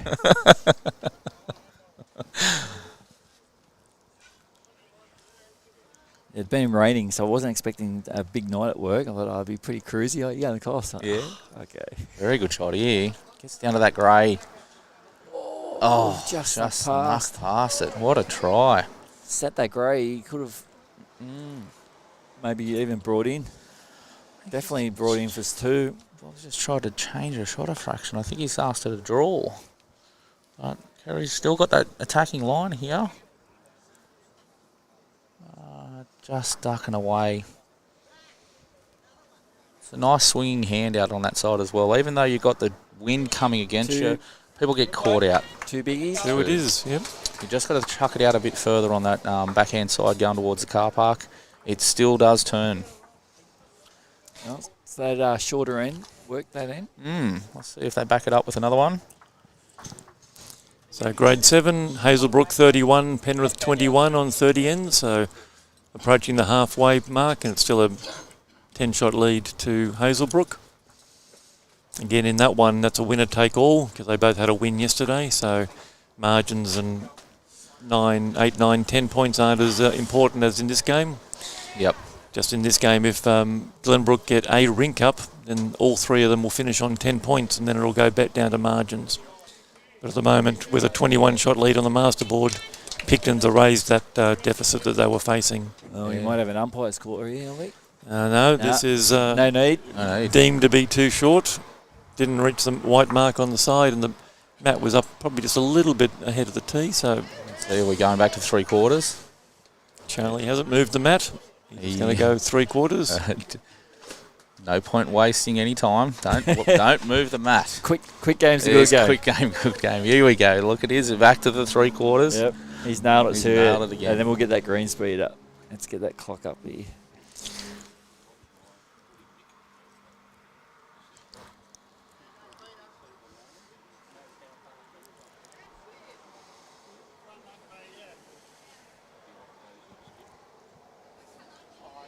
Go. She has thrown this one down pretty well. Great start. Just in behind the jack. Yep. Very good start. 13.8. So sticking around that. Still holding at that same pace. Oh.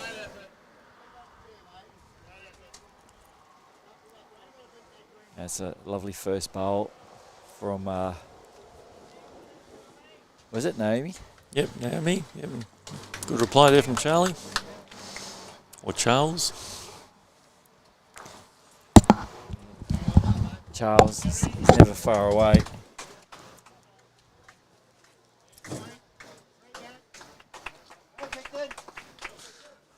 Second bowl, line's good. Very good line again. It's going to be very close to the jack here. That's another Coming good down to the jack. Oh, what a great shot. What a great shot. Hey, he wanted the short Just end. shy. Ace? Hey? Yeah, no, exactly. Didn't need that short Let's end. throw that one off. Throw it three quarters for me. Yeah. I'll jam 2 on it. Yeah, that's it. She made up for that short Yeah. jack. I'll tell you what, Charlie's pretty close here too. What a Yeah. reply this one Charlie, is. Look at Charlie, this. Charlie. What a shot. The man is on fire What this a morning. Well, that's why he throws that 3/4 length, doesn't he? Yeah, he's nailing it. Both bowls are nearly jack high of each other. Nailing it. And corrected his line perfect then. Okay, so we've got an answer for Bobby's bowls. It's the Aero Evolve. Evolve, yes. They are a nice line. Had to go off and do my home visit, so I did my homework. Yeah, good work. Good job.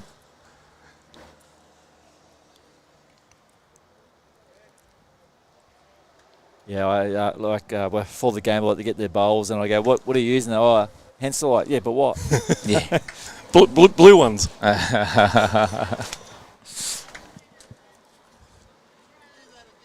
Some of the bowls now with the stickers on them, when they're wearing the stickers, you can't actually see the brand. No. It's a good little thing I do when I watch bowls or when I'm playing against people. I go and check what they're playing with because you can work out what their line's going to be like when you're going to play against them. See if they can get under something or if they're around a bowl. And, you know, obviously for me doing a lot of this now, I just Good shot look here. at this. Just off. Good shot. See so many different lines and go, yep. No, it's just Giving away all your trade secrets, Benny. Hey? You're giving away all your... You got to... it's good for our learners to watch the game as well, just to see what the good players play and the different kind of shots the players put out there and the deliveries. I mean, you just got to do what works best for you. You know, I have a different delivery every 6 months. I hadn't played for 6 months. So I went back to playing 1 grade Pennant. I'm like, oh. So I used a totally new hand grip. It worked a treat. Has definitely gave himself a chance here. He's going to be very close to sitting this white one up onto the jack. Oh, just shit. Shifted it just past the jack then. Nearly pushed it up and over onto the jack, which would have pushed it over for 2 or 3 in the back corner there. But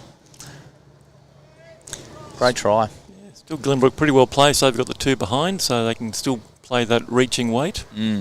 Trail back would be pretty sensational and hard to get at. Tell you what, Bobby should be playing up, trying to trail it himself here. Try to trail it, get the jack past or his own bowl. Yeah, well played. Tucks it in, well played. Finish in a good spot because he's given himself a cover bowl back there for Pikton now. Speed check replay, that one. Yeah, look at this come down here.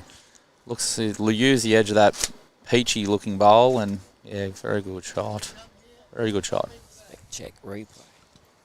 Yeah, so connection on the shot bowl probably brings it back Pops to... it back over, you reckon, to this back corner? Yep, I think it comes back to those 3 Glenbrook bowls. Back in the back right of the screen at the moment. This looks like it's under. Another one in the catching pen. Great try.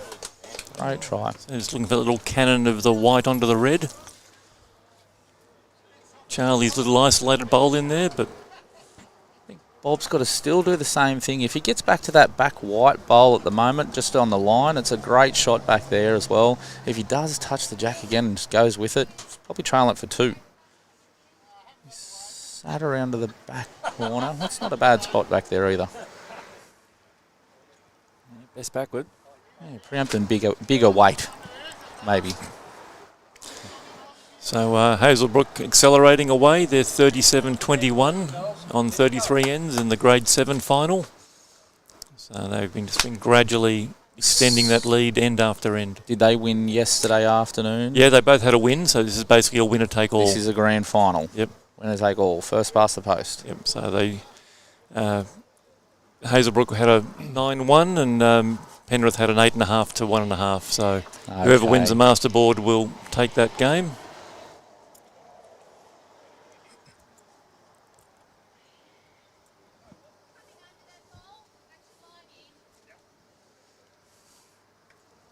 Whereas in this game, one rink to Glenbrook ties it all up. Then it'll be the margins on the master board.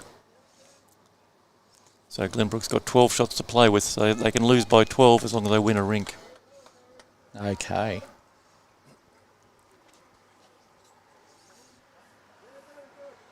This one looks like it's coming down a bit tight.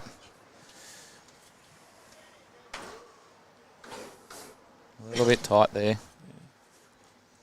Certainly 5 there sitting waiting to be caught.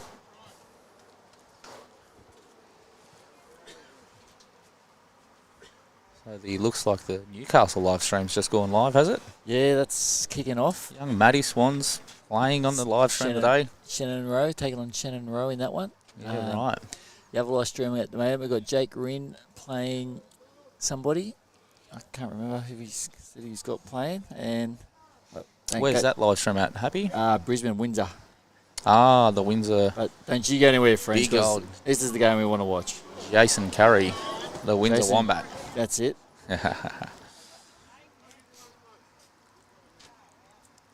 But Jake Green versus Wilson Alexander. Paradise Point.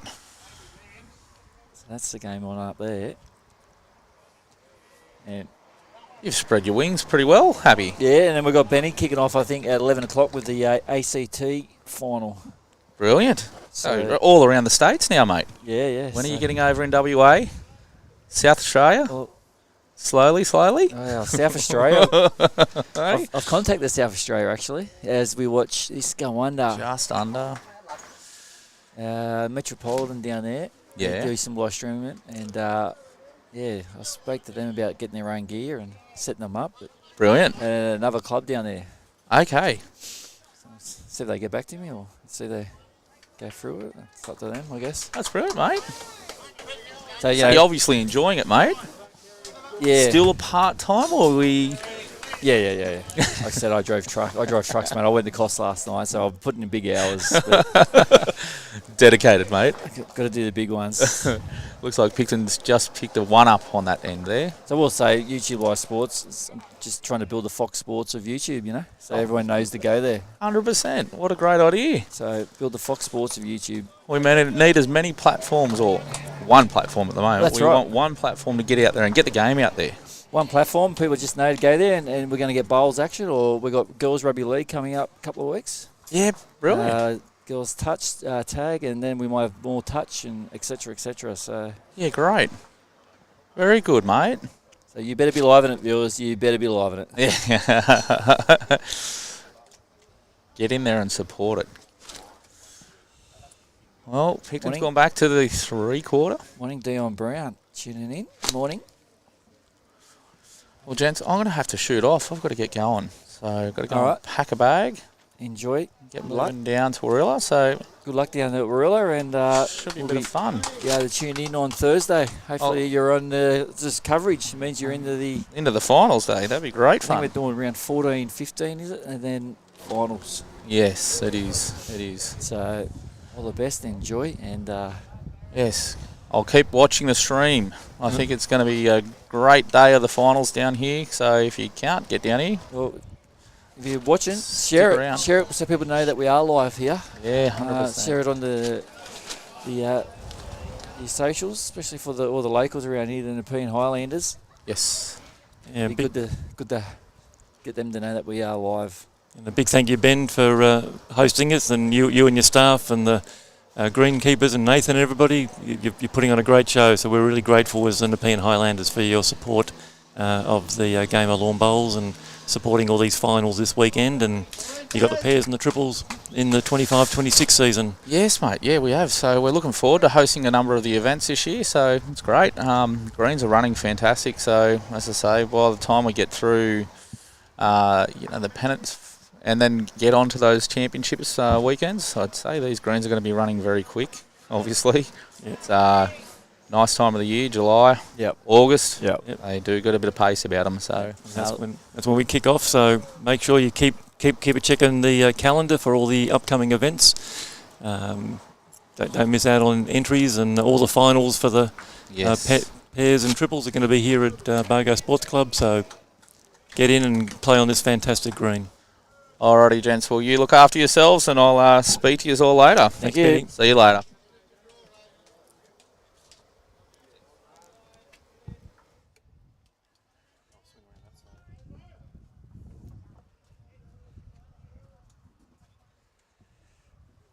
Okay, well, Charlie's left a little bit of room, which is a bit unusual, but he's got backward in, so it doesn't matter. And the Whites, well, that's a couple of shots to Glenbrook, and they're going to need every shot they can because the masterboard at the moment, the other rinks, update that one, 7-19. Yeah, they're certainly struggling on the other two rings, 6-13 and 7-19. So this might be their best chance to win a rink and win a point, but they've still got to haul in that 24-shot margin currently on the big board. So the other two have to close their gap.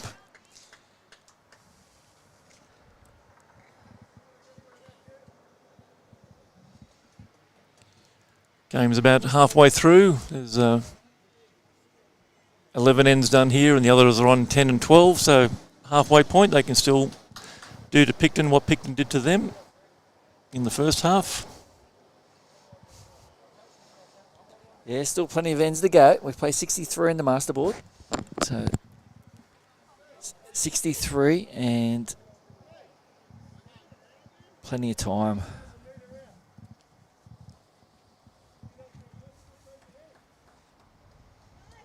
There's Bobby playing with the Aero Evolve.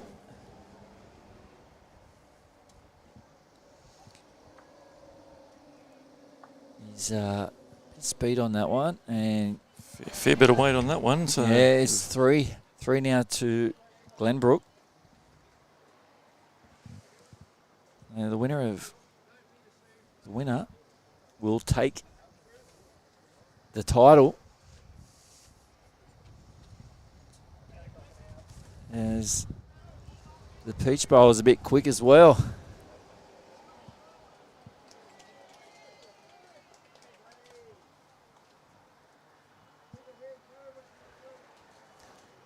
Crowley, second bowl, skinny line, and cut under. And again, a bit heavy on that weight, so Alice got a good chance here to really get a good close bowl and put some pressure on Kerry. Holding probably 3, maybe even 4 with that front grey bowl. Rodney, no, that grey bowl belongs to Pikton, so certainly 1 or 2.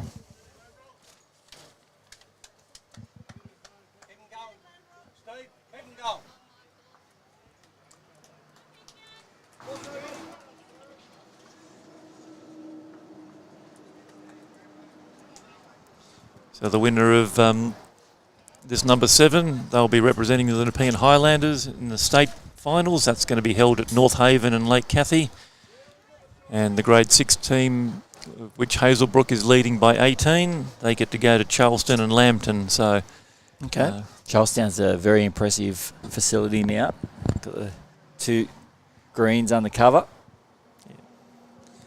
In the afternoon games, we've got the grade 4. They'll be going to Wagga for either Wagga Rules or Wagga RSL, and the grade 5s get to play at either Cabramatta or Mount Lewis. Road trip. Yeah. Just up the highway. Probably don't even have to pay a toll to get there. No. Well, Kerry's on a pretty good line here. And, she's played a great bowl. Great shot. Great bowl. Brilliant. Well, they left it open for her. They did, and she took full advantage of it. And the switcheroo, as I said, Kerry played third yesterday. Her and Bobby had a turnaround, and it's paying dividends in this match this morning. Yeah, now a big change between the two. They lost 26-8 yesterday, and now they're up 13-8. So that's a big 20-shot turnaround. So good decision at the moment from their team to make that important switch.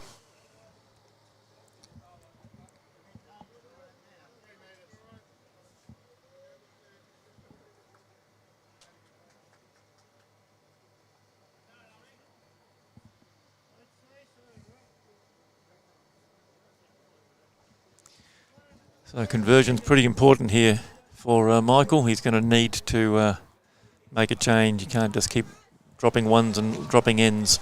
Needs to start to pick up multiples. And not with that one.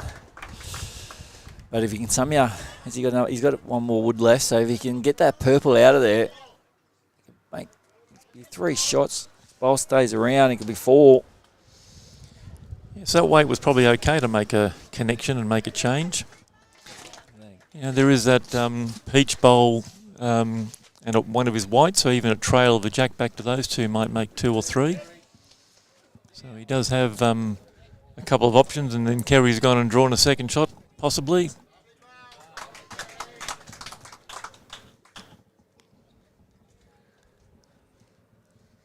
So this is what skippers get paid the big bucks for. Yeah, let's see.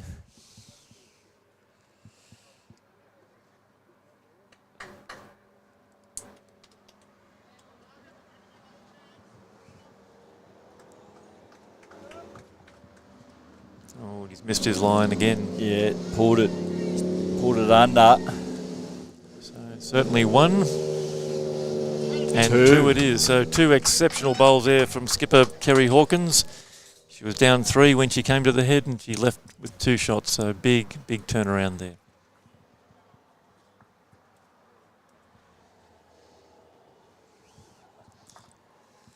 Oh, Pikton, commanding position.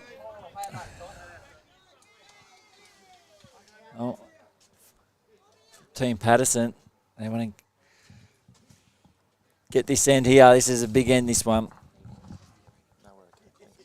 And 13, they really need to find shots here now. They're going to claw their way back into the match.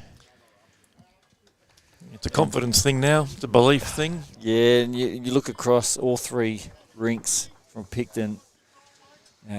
Or Glenbrook in the middle rink, they just picked up a couple more shots. Another shot there, so they're gone to 8. They're sort of clawing that back a little. Yeah, and the rink 8, the Hawkins rink, they're now only leading 13-8. So one of them's got to make a move. Yeah, so, you know. If 2 of them make a move, they win it. 2 points will get them to 11, and they can't be caught. So they've got to believe now on the back end that they can wipe out these 5-shot leads. So normally Pennant is a masterboard game, but sometimes here you just got to win 2 rinks, and it doesn't matter what the masterboard is. If they lose 8-2, they win the pennant. Charlie again. Certainly player of the match at the moment. He's just been solid up front. Kerry not far behind. She's been making some great saves and conversions.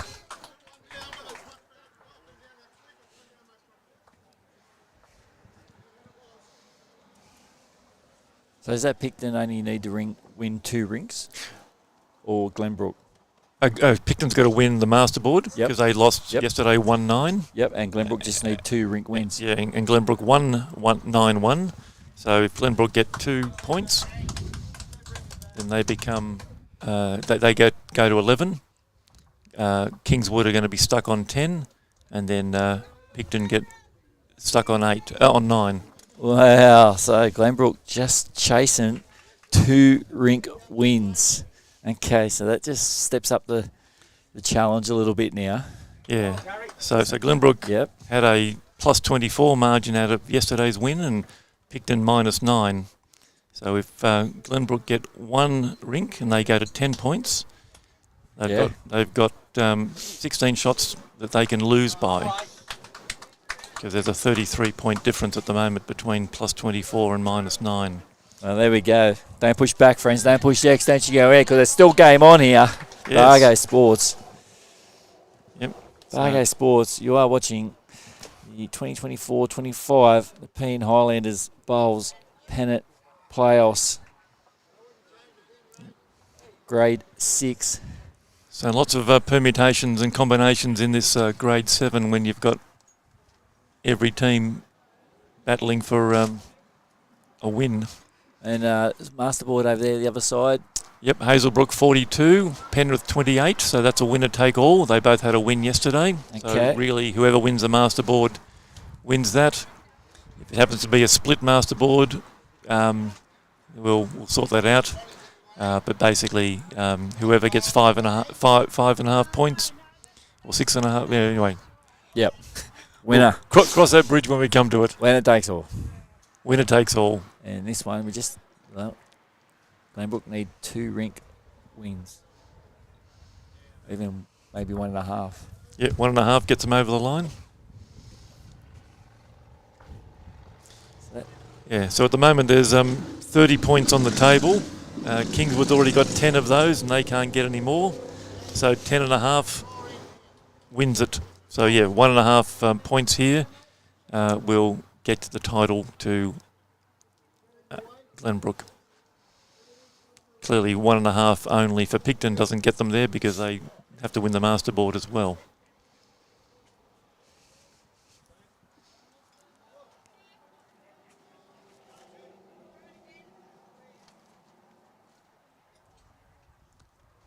So Vinjex, could we have a score update in the chat, please?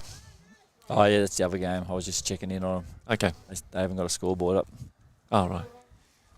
And they might have just read them and comment.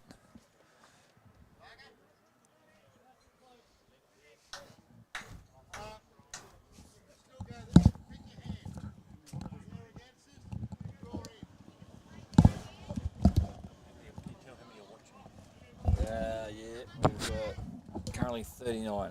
Yep. So we've had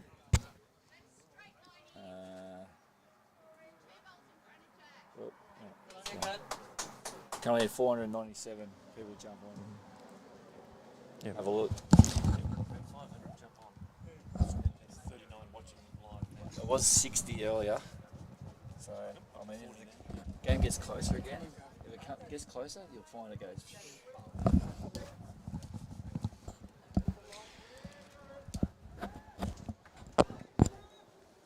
So we've got a couple of shots there for Glenbrook. The peach bowl of Ailsa and the white bowl of either Noemi or Ray. They're both playing with white bowls, so a bit hard to tell which one of those it is. But again, a little bit of pressure on Kerry again. She's come up trumps the last couple of times she's been down. So can she just continue to bowl under pressure?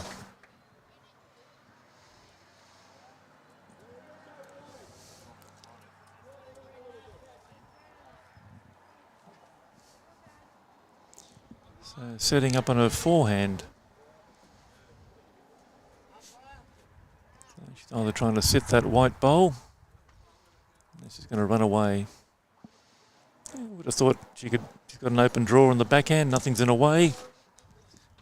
That shot bowl is behind Jack, but she can see something that we can't. So again, good chance here for Michael Patterson. Needs to add to the count, needs to add some multiples if they're trying to get into this 7-shot deficit on this rink.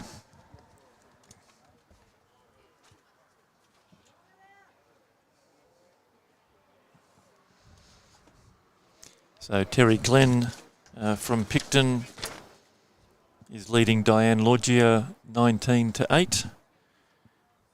And Ian Hawkins from Pikton 13 is leading Steve Attard from Glenbrook on 8.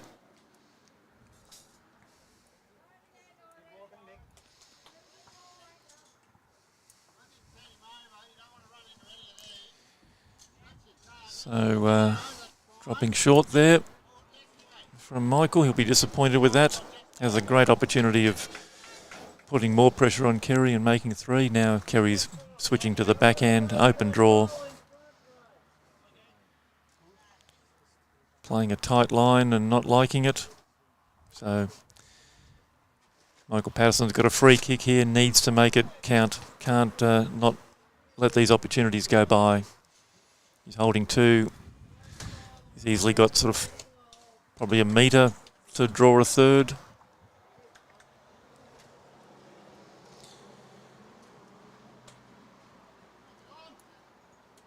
And he's playing his backhand.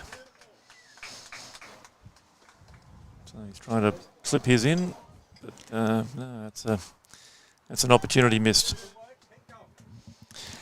Was it 2 shots? 2 shots to Glenbrook. And okay, so again, Glenbrook just chasing 2 rink wins. Yep, and on the Steve Attard, Ian Hawkins, Steve Attard from Glenbrook picked up a 2, so he now trails 10-13. Ooh. So they're looking for at least 1 point, and then they can worry about the margin after that. But if they can pick up 2 points, and that's where these free kicks. Yeah, well, it's 10-13. Yeah, 10-13, and Michael Patterson had a chance to make it even 11 or even 12-15 with those 2 draws that he missed. So going short again, trying to get Charlie off his game, and that's a legal roll this time. In the grade 7, Hazelbrook holding that lead, 42-29 against Penrith. They're 13 shots up after 40 ends. So they're in the back third of that game now. And they've got a 13-shot lead, and that's a winner-take-all. Just a few feet short from Naomi.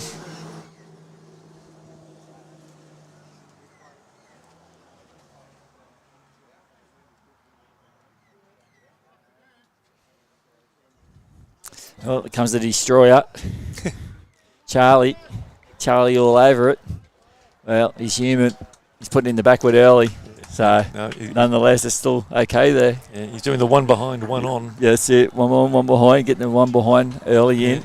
I'm backing him in to nail the next one. Commentator's curse, he won't go near it. Well, the real curse would be the wrong bias. Yeah, well, that would be.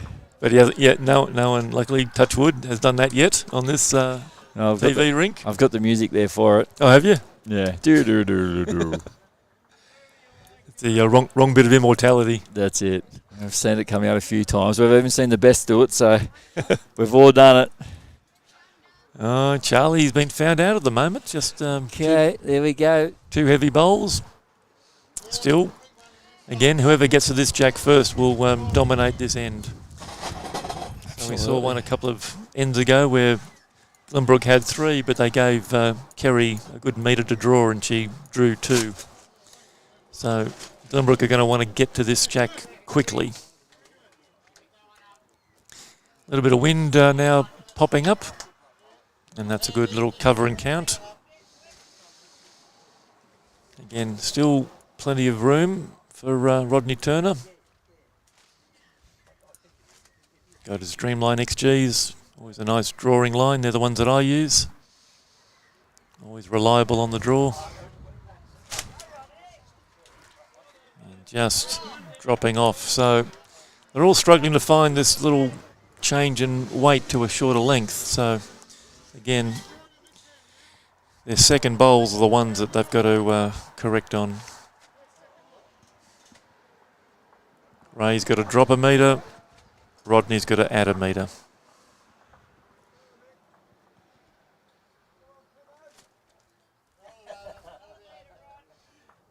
Just turns Naomi's bowl a little bit closer. Still a good opportunity for an open draw here. And you hear some anguished cries from Kerry saying still not there. So a little bit like before, Glenbrook holding a good 3 shots, but see all those whites, yeah. They're a long way away. Plenty of room. Plenty of room. So Only takes one bad end, though. Yep. Yeah. They're starting to drag their way closer, so a little bit of confidence coming back into them. And that's... Elsa turned away pretty quickly for that one. Yeah. So Bob Crowley ready to Pounce. Got a pretty good beard on him. He has. He every now and then we make him play Santa Claus. Yeah, you make a great Santa.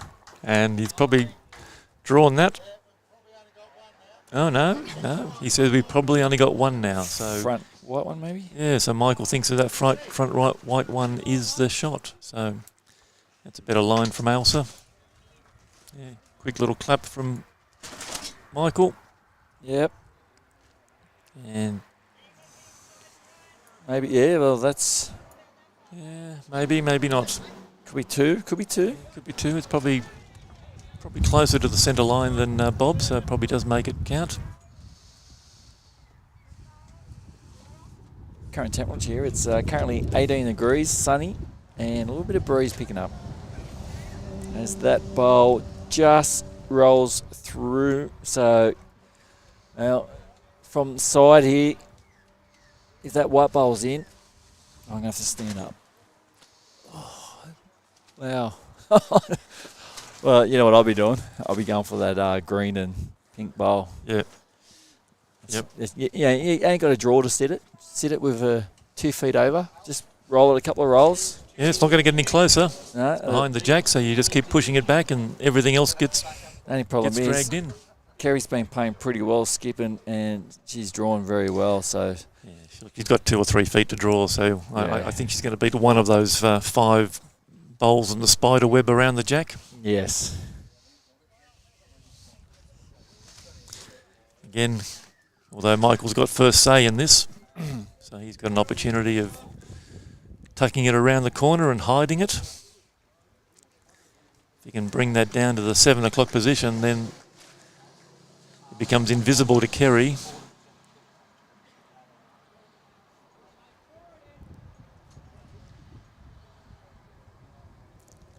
So he's on a better line than he has before.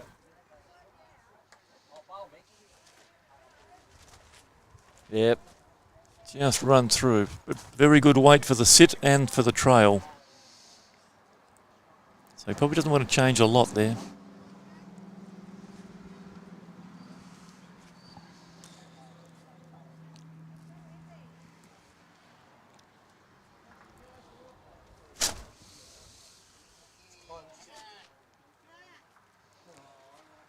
That might have knocked it in for a second shot because that is now the closest white bowl. Yeah, it's definitely the white. So if that other white was in, then this might be 2. It may be a measure for 3. Yeah, with that orange, with that peach bowl, sorry. Yep. So again, Michael has a big conversion opportunity here if he can sit this bowl. And again, he's on a good line for this. Start working. Michael's using a Super 10 Premier. They're not the bendiest bowl. That was excellent weight for the shot that he wanted to play. Maybe able to hear the wind blowing in the background through our microphone, so it is getting windier here. Yeah, and I'm just thinking I might need a jumper. Just sitting in the shade. Yeah, when it gets cold here, it gets cold. Well, it's all down the pace. It's all down the pace. Bob was hoping it stopped. And it's pulled up.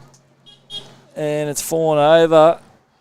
So no, he's giving away at least 1 to Glenbrook there. So that's been cut out. Away. Might have cut out. Maybe cut out 2. Bring out the tape measure.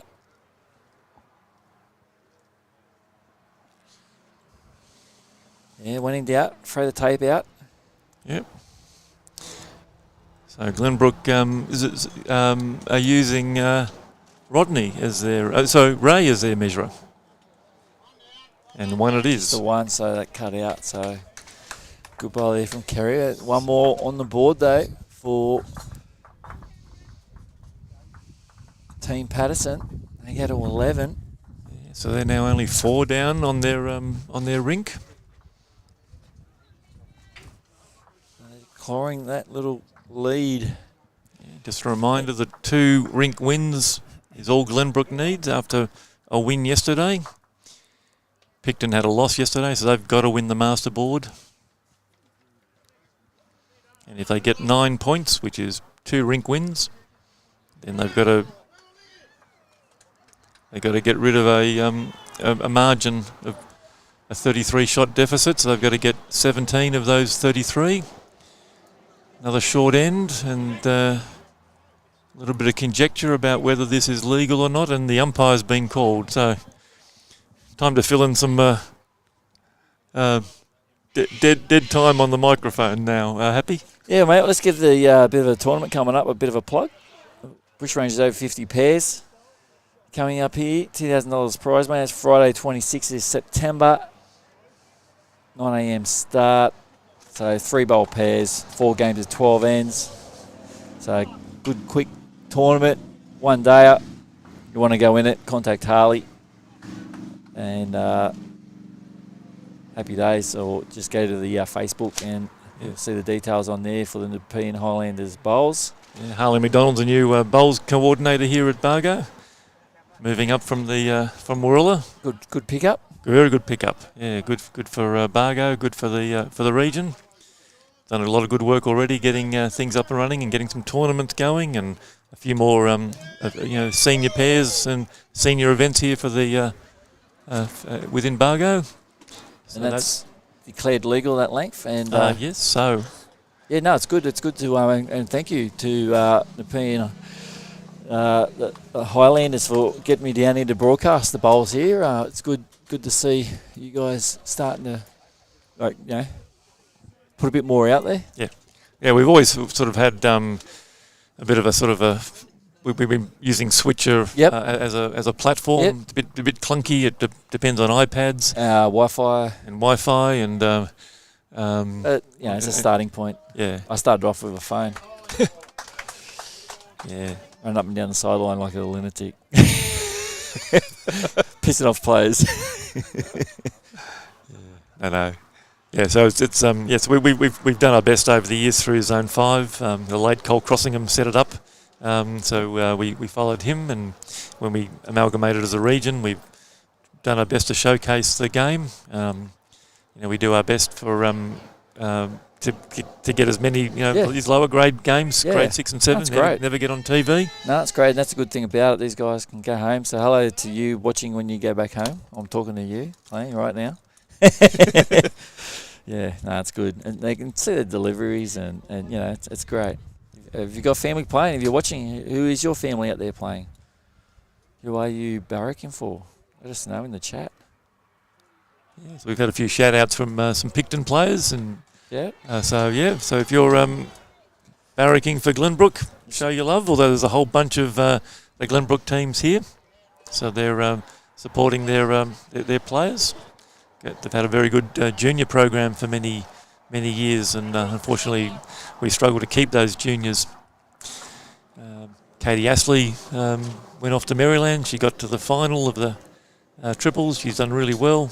Got to the semi-finals of the mixed pairs at the state. Got done on a bend twist master shot. Yep, easy to do. He was he sat a bowl for 5 to win by 1 shot on the last end of the semi-final, and then he sunk the jack in the final. So he played 2 absolute screamers in the mixed pairs up at Ballina. Yeah, I've seen him play some bombs up there in Summerland, Ballina, Summerland series. So again, a good bit of early pressure. The shorter end is to Glenbrook's liking at the moment. We've got Noemi and Ray adding to that, and then they've got the best backwood in case the jack gets sprung back. So Rodney Turner was lining up to play his forehand, and Kerry switched him over to the backhand. There is an open draw there. That bowl's probably about 6 to 8 inches, so there is a space for one bowl to get through. And almost just like that, so just a couple of feet shy, but gave it a chance. So those that just jumped on, Glenbrook, they need 2 rink wins or a 1 and a draw. So Masterboard's not entirely all important for them, where for Pikton, they need the Masterboard. They need the Masterboard and at least 2 wins. Yep. So 2 points gets them the Pennant, 1.5 points gets them the Pennant, 1 point makes it 10 all, and they can't lose by more than 13 on the Masterboard. So at the moment, there's 17 down on the Masterboard, so they've been chipping away. That's been up as much as I think 26 they've been down on the Masterboard. And you can see the Attard-Hawkins game in the bottom left. That's only a 3-shot difference. So we've got a 4-shot difference here in the Patterson-Hawkins game with 7 ends to play, and 3 in the Hawkins-Attard, so they're husband and wife. So if they can hold on, then they're looking pretty safe, and Terry Glenn has got a good 10-shot lead over Diane Logier. And a good bowl there from Bob Crowley, a good little second shot. Oh, I'm sorry, that was from Ailsa, so another shot in there. So it's 2 possibly at the moment. Maybe that grey bowl of Rodney Turner gets second shot. Anyway, Bob Crowley needing to add some weight, which he's done, but he's just on the higher side of that. So bit by bit they're chipping away. So Michael Patterson's got to add another shot somewhere. He's had a couple of opportunities with some free kicks with his last bowl when he just hasn't added to the count.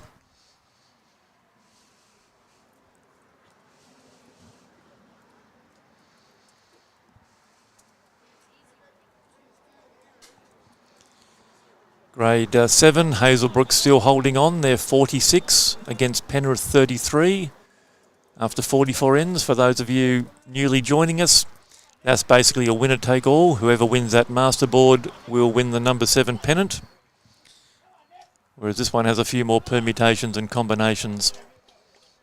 But one of these 2 sides that you're watching, Glenbrook or Pikton, will be the Grade 6 Pennant champion for 24-25. Michael Patterson attempting to add another shot. Oh no, maybe he's going to play cover now.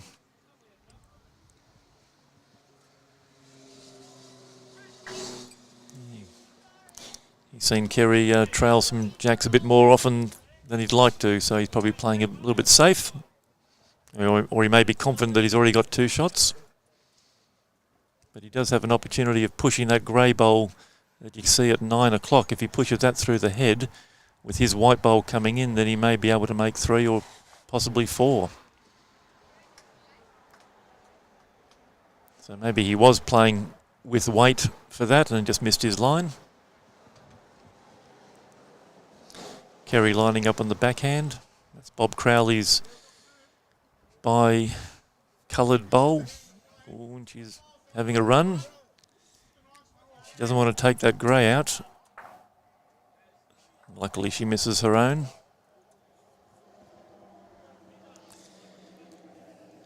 Yeah, well, white bowl, shot, peach bowl is in there as well, so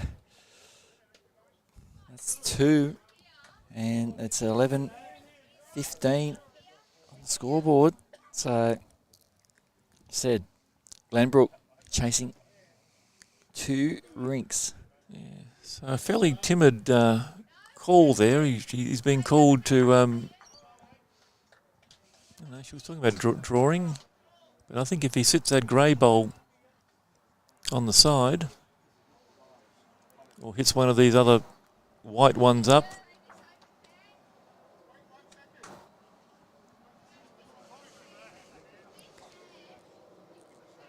so it's looking like he's saying it's 3 down, Bob Crowley. And he's saying draw to there. No, Kerry doesn't like that. She's going to have a look herself.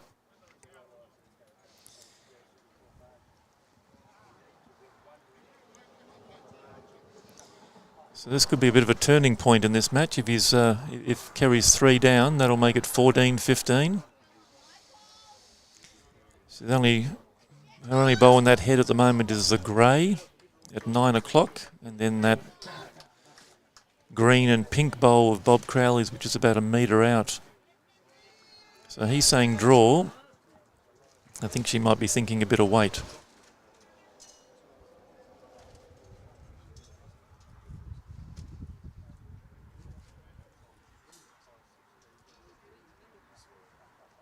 So decision made. She's lining up on the backhand, trying to pump Bob Crowley's coloured bowl into the head. Doesn't want to be narrow and hit the pink bowl.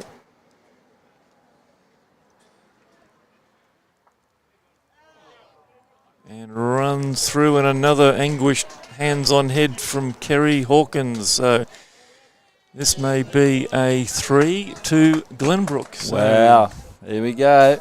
they're chipping away, 14-15. So is the tide turning? And also in the grade 7 game, the tide might be turning. Hazelbrook 46, leading Penrith 38. So again, that used to be a 14-shot lead. Now it's down to 8. So the two trailing teams are chipping away. So 20 ends to go in this one. Are the nerves starting to be felt? And I think this, I missed it before, but I heard Ben talking about they needed a radical change in the length, either go T to T or minimum, and they've gone to minimum, and that's been a turnaround because Yeah, they had to change something up. yeah, because they had to get Charlie off his game. So they're a metre past the mark, and it looks like that Jack's on the tees. That looks pretty safe. So unless they're going to be playing a few mind games, they're calling the measure again for the... No.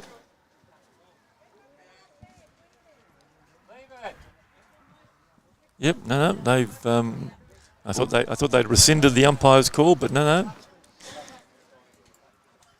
We've got Tanya Kelly and Bob Jones. Bob's in the blue there from Bago. He's a brand new umpire, so it's good that he's getting some experience in a big game setting. And Tanya Kelly, secretary of the Nepean Highlanders, she's a long-term experienced umpire, so it's good that she's doing it. And it looks like it's short. So maybe the mat is not on the tee. And that looks like that. Oh, hang on.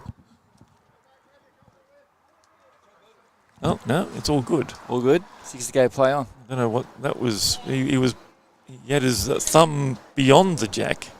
Anyway, umpire's decisions are final. No correspondence will be entered into. Got to get that little trailing thing off the... There it goes. There goes the tape. And now Noemi Rosa is ready to start.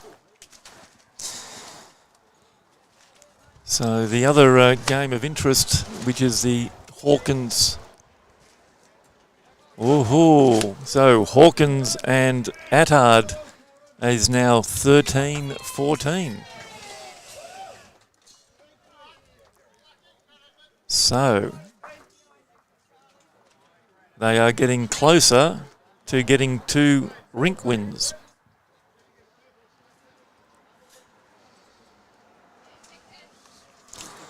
So the twists and turns in this game of bowls never fails to surprise. So Charlie and Noemi both going a few metres over weight. Whoever will correct.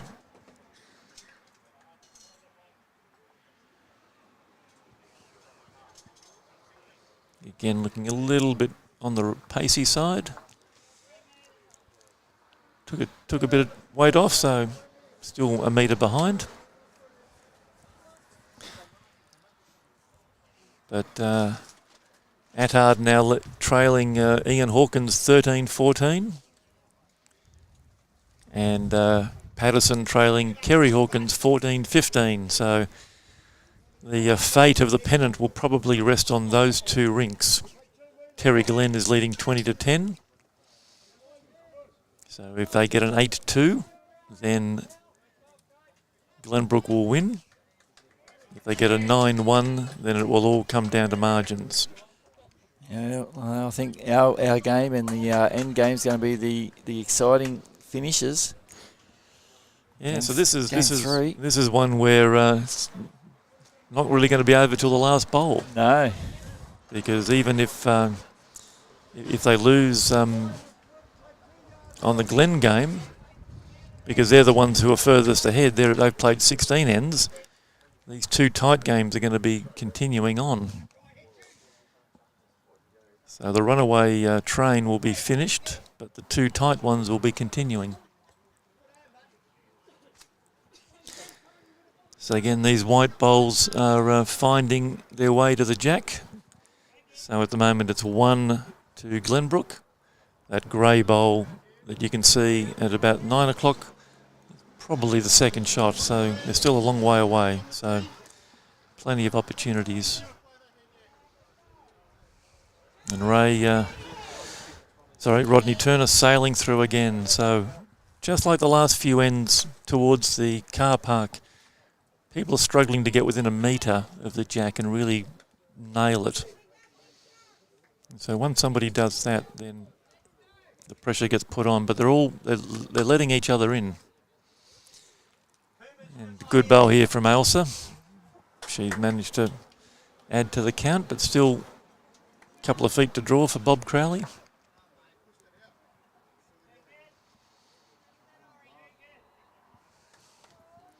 And Kerry's liking it. And Bob's drawn it. So an excellent shot there from Bob Crowley. That's what Pikton needed. And so the first 5 bowls from Glenbrook allowed him to do that. They didn't really put any pressure on him. And now they're chasing the end, running at things.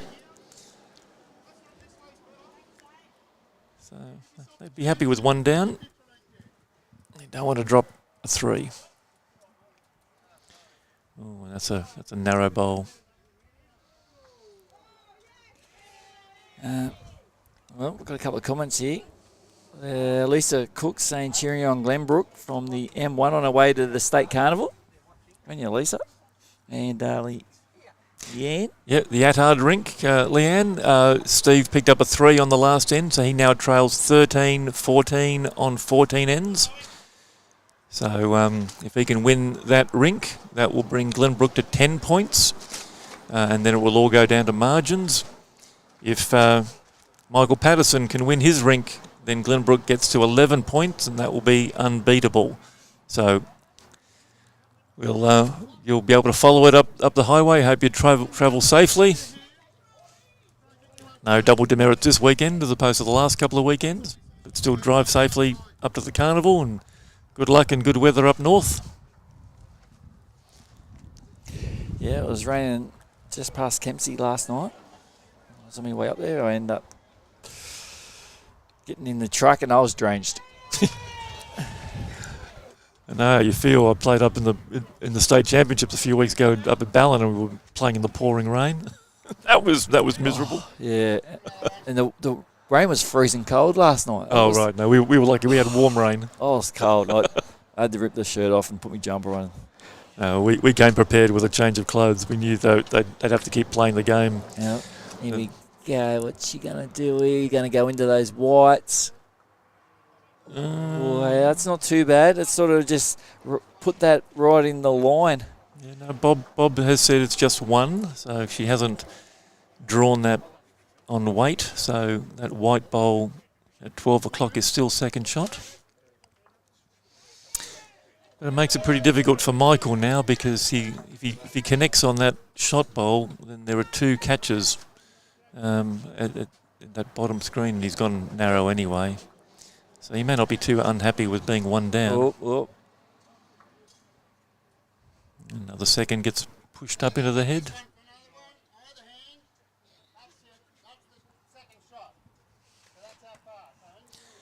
So Bob's calling Kerry on her, forehand now. Yep. It just beats her purple bowl on the inside of it. May not come back with her her premiers, and that's one. So Bob Crowley from Pikton draws that shot, and that takes the Pikton side to a 2-shot lead on this rink, 16-14. And they've got 5 ends to go. Yes, crucial, as we said, to... that's not this game. Okay. I'm multitasking here. I've got 4 games I'm keeping my eye on. I'm just checking the comments because someone says Buckethead to move, and yes, there could be a few of those around, so we'll keep an eye out for our own local Bucketheads. Tightening up in grade 7, Hazelbrook 46, Penrith 41 on 49 ends. So Penrith making a comeback. A little bit like yesterday, Penrith played Camden in the morning. It was 37 all, and then Penrith went on a 10 to 15 shot run and blew that open. Now they're clawing their way back, although Hazelbrook just picked up a score, so it's now 48-41 to Hazelbrook on 49 ends, and that's a winner-take-all game. The winner of that big board, and there's Charlie again on the 3/4 length. Yep, He's my player of the mat, that's for sure. He sure is. He's been the most consistent player. He's found the weight really well, and he's more often than not finds the line. Yeah, but he's got to keep doing it if they want to take the title. As I say, they need a masterboard win. They have to have at least 2 rink wins, and there's 2 shots going to Pikton. Yeah, that's in that middle rink. That's the that's a Terry Glenn. So that's 22-10. That's probably only really relevant now for the final masterboard tally, because if the other 2 win, doesn't matter how much Terry wins by. An 8-2 won't be enough for Pikton.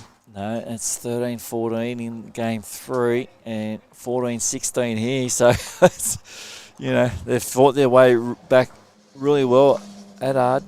Yeah, so we're going to try and keep an update on the other game. So at the moment on the Hawkins Attard rink, they have 1 bowl to go, and that's the Pikton skip, Ian Hawkins. Bit hard to see who's holding. No one's sort of saying who's got the shot.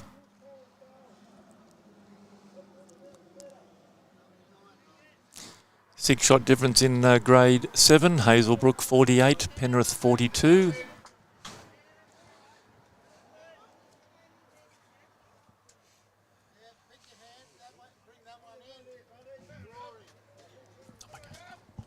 I'm all right.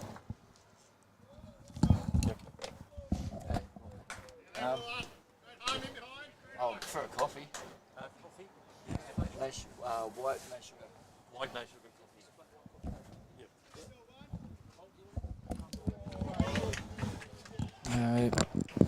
And bowl just going past. Got to get a coffee run. All right, so we've got the Attard Hawkins end is finished. There's a lot of pointing. The Pikton lead has picked up the mat, so it's looking like Pikton's got at least 1. And they've taken out 1, 2, 3, 4 at the moment. So this might be a big score for Pikton on the Ian Hawkins, Steve Attard rink. So I'm sorry, Leanne, I might have some bad news to tell you as you're driving up the highway. Yeah, well, I had to give him a bit of breathing room. We've only played 14 ends though, 15. And we have a 4. So it's 4 to Pikton on the Hawkins Attard. So that will be Hawkins 18 and Glenbrook Attard 13. So their 2 shots gets a bit further away. Their 2 rink wins gets a little bit further away with that 4. Get me jumper. So they have 6 ends to go, and there's a 5-shot lead to Pikton.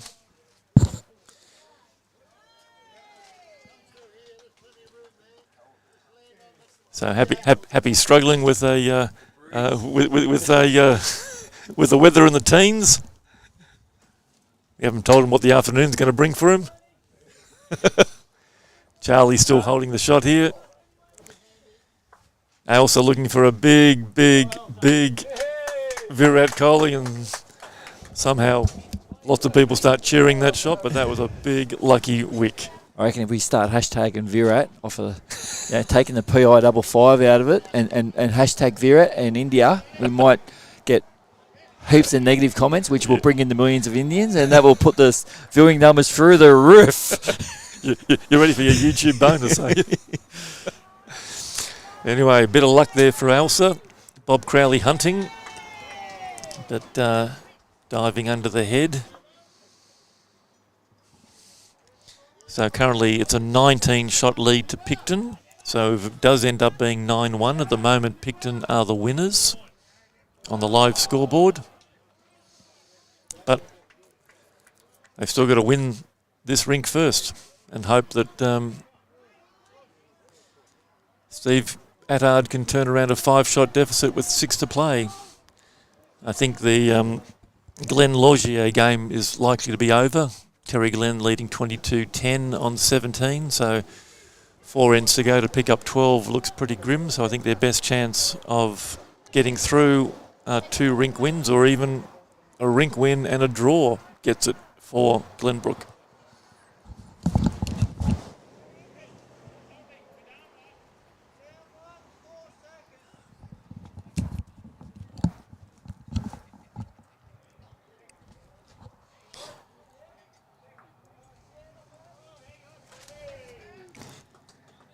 Shout out for Ailsa from Ian. Did you teach her that shot?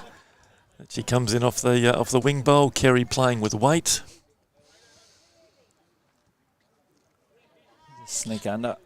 Looking for connection. That's her bowl, but she stays in the head, so she's pushed Charlie through. So they've still got a couple of seconds.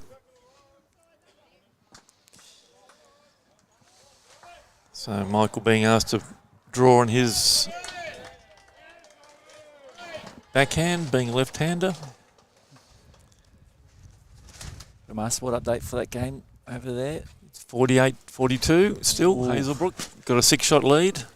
Sneaking up. Thank you very much. Thank you. Although they've turned the end over, so we're about to get a score update. So they've now played 50 ends. And it looks like the Hazelbrook lead has picked up the mat, so he's got at least 1. They're just measuring at the moment. So I don't think Michael added to that count, so he's left a few shots missing. He's had opportunities of adding to counts. Kerry's going to miss this again, just underneath the head. Again, good try. So Michael's had at least 2 or 3 goes to add to a count. He's just got to get under that white. Can't really give it away on the backhand, or his forehand. It'll be handy pick up if you can get another shot in there. Couple shots.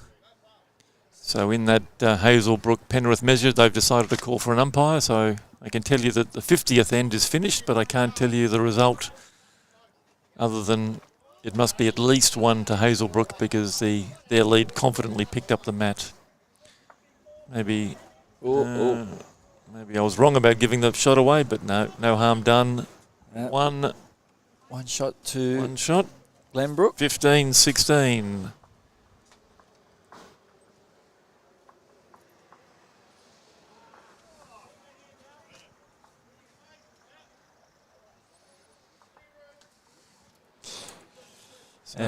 Now we're getting down to the crunchy ends, viewers. 15-16. As I said, they need 1.5 points to take the title. Glenbrook. Pikton, well, they just got to keep their noses in front. Keep their nose in front. They will take the title. Just a reminder that 1.5 rinks will secure the title for Glenbrook, or anything better than that. If they get 1, then it'll come down to the masterboard margin, and currently with an 18-shot margin, Pikton are in the ascendancy there.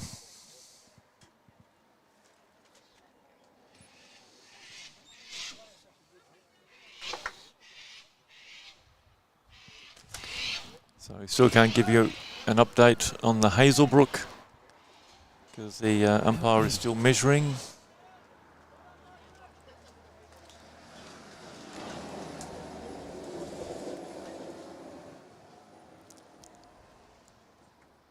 So a little bit longer than the shorter one. It's not quite 3/4, but it's probably another 1.5 meters longer than they have been playing in this direction. So big score to Hazelbrook. They now have moved to 55-42 on 52 ends. And the umpire's decision has been made, and it looks like it's now 57-42. So we have a 15-shot lead with 11 ends to play. So Penrith are now chasing shots.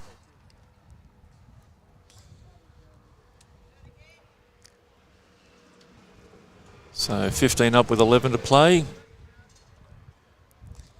And all those sides have got about 3 or 4 ends to play each. So they're all going to be finishing roughly around the same time. So they'll all know what they're going to need to do. And Charlie's done it again. He's been so reliable as Charlie. And it's going to be hard to get at this one. That front bowl that he's got to navigate is a couple of feet in front. So Ray Davis missing that line.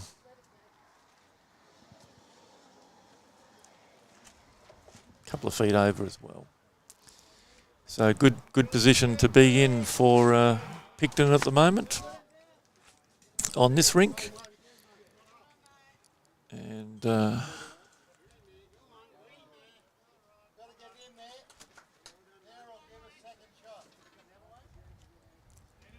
and on the Attard Hawkins rink, another 2 to Hawkins. So he adds to his 4 with a 2, and he's now 20-13 on 16 ends.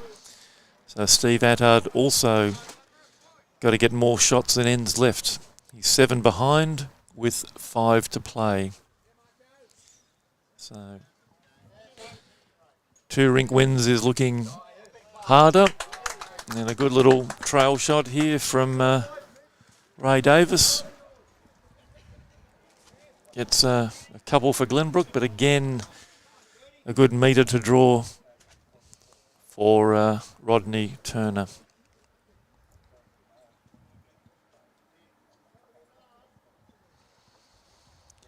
So that comeback on the Attard Hawkins rink got extinguished pretty quickly with a 4 and a 2 on consecutive ends. Just like the Penrith one ran out of steam and they got to within 6, now they're down by 15. So a little second effort happening from Ian Hawkins on rink 8. And the Michael Patterson side slowly battling to get a point for Glenbrook. But with a 22-shot lead now on the masterboard, that's looking harder to get past.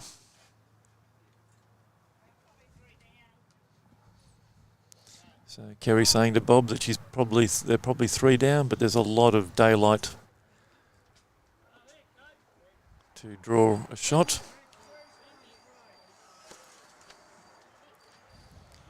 May be able to get this under the head on weight, which he does. Sneaking in. Yep. It's the shot. Those aero evolves held on there. Yeah. Through a very, very narrow line and found a pathway through those bowls 2 metres short. So Ailsa's got nothing but a forehand draw. She's also playing a narrow line, but I don't think hers will hold through that line, and she's hasn't got the weight either. She's got a great last name for a lead. Yeah. Lead better. Lead better.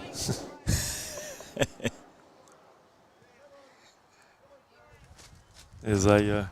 Sure, she could finish and go, oh, lead better than... Well, I know of a dentist called Set Right, and I know of an orthopaedic surgeon called Killingback. Oh, Dr. Killingback. So that's great. Couple of bowls there from Bobby. Bobby Crowley there, two bowls, and a little bit of a about time shrug of the shoulders. Yep, the old arms out saying, where's that been all day? But two good bowls.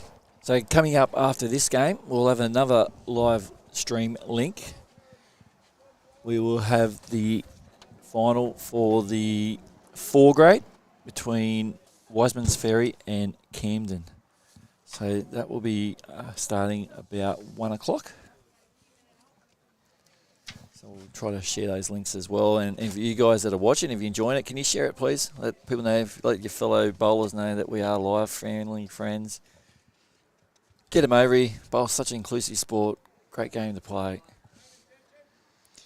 As we see Michael Patterson. Well, Michael, can you be a hero here? Yeah, needs to do something for his team. He's had a number of opportunities to dead draw. He's got to get on the inside of this. He gets on the outside of it. But pops it out of the head, so he's only 1 down. Ooh. So the Wiseman's Ferry teams have arrived, and I can see some of the Camden people starting to arrive, so they're getting here early. That far rink 3, well, that's just jumped out, 13-20 over there now. Yeah, so a 4 and a 2 to the Ian Hawkins sides on consecutive ends. That's gave Pikton a bit of a breather. So Michael, he can play the same weighted bowl. If he sits on the other Bob Crowley bowl and that goes out of the head, then he's holding 3 or 4 again. So nothing for short here. Needs to make a change. Don't think he can go 1 down again. He's got to make sure he gets a score and gives his Glenbrook team some impetus. Again, he's looking for a Virat Kohli. Yeah, Doesn't quite get it. He's got a Richard punt. He punted out the way. He got punted out of the way.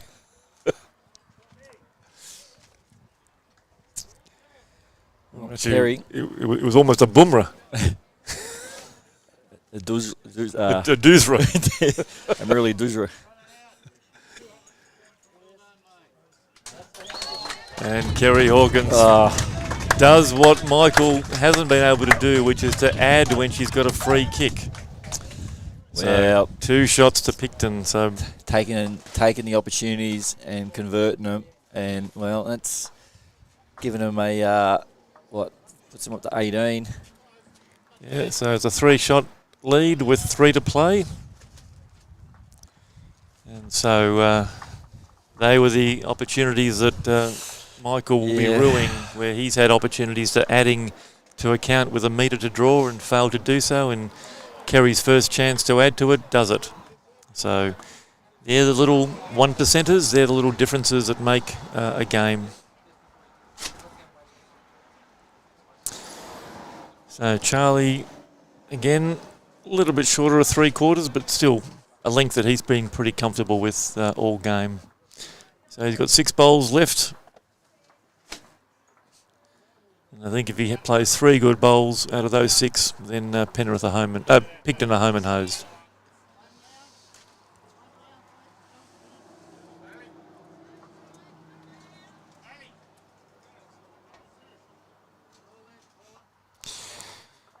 Hazelbrook extending now 61-42 on 55 ends, so they are now 19 up with 8 to play. So more than 2 shots an end is looking pretty difficult now for Penrith, and so at the moment looking like our first winner this weekend will be Hazelbrook. They'll be joining our Grade 2 winners, Campbelltown City, and our Grade 3 winners, Pikton, as representatives at the various Open Gender Pennant finals to be played around New South Wales later in June. And good bowl there from Naomi. Gets Charlie out of the way. So that's a good start. She's beaten Charlie to the jack. And another chance here for Naomi to make it 2. Just going to stay on the high side.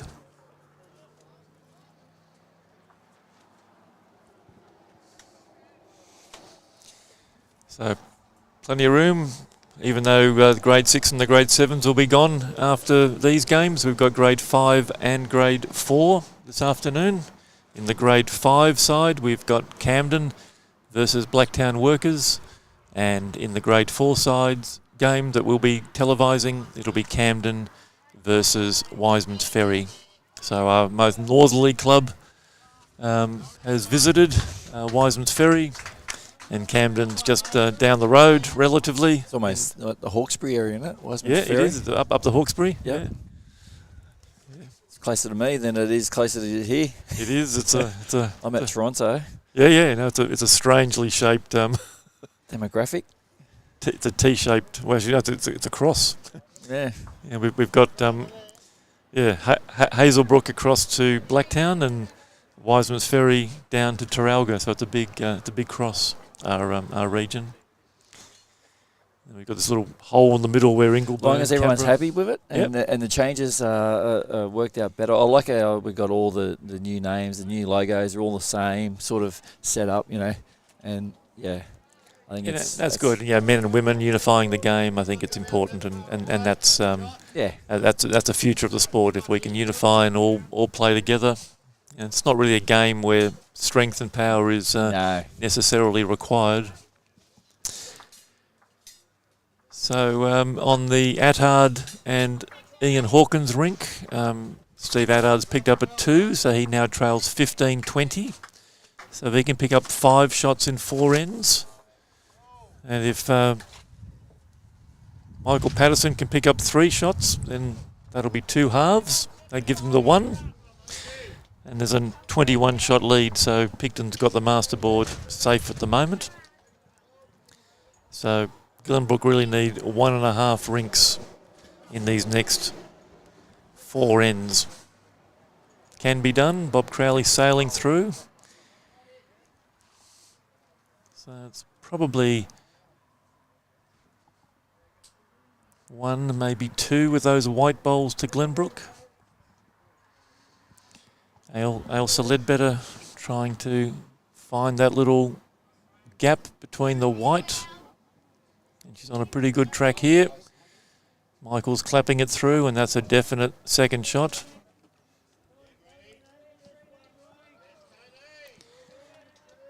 And it's 3 down from what Kerry's saying.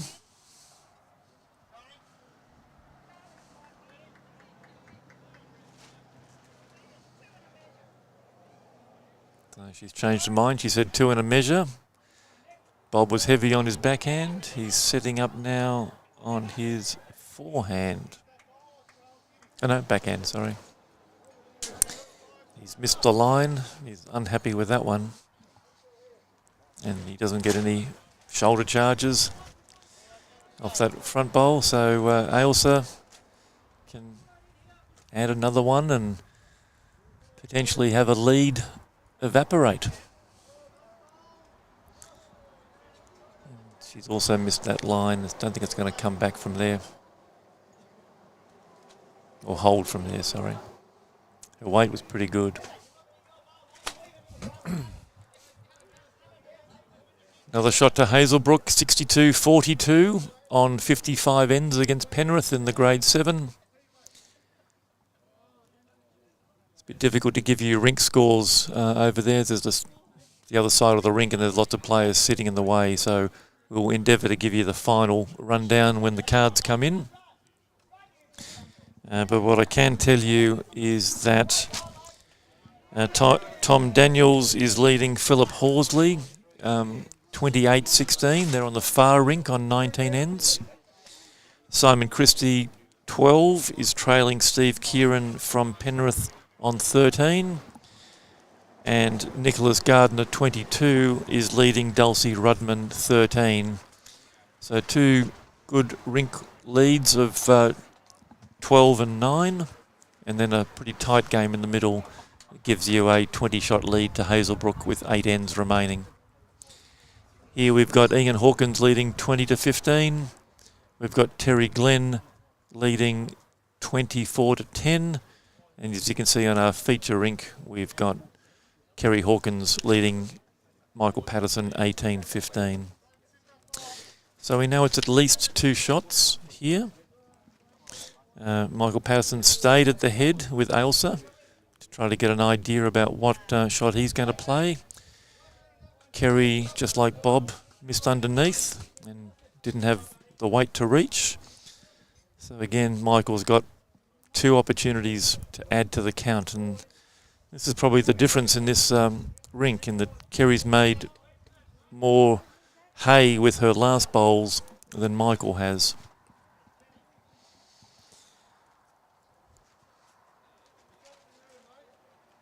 And the old, you only remember your last bowl. He's got 6 bowls to remember. Yeah.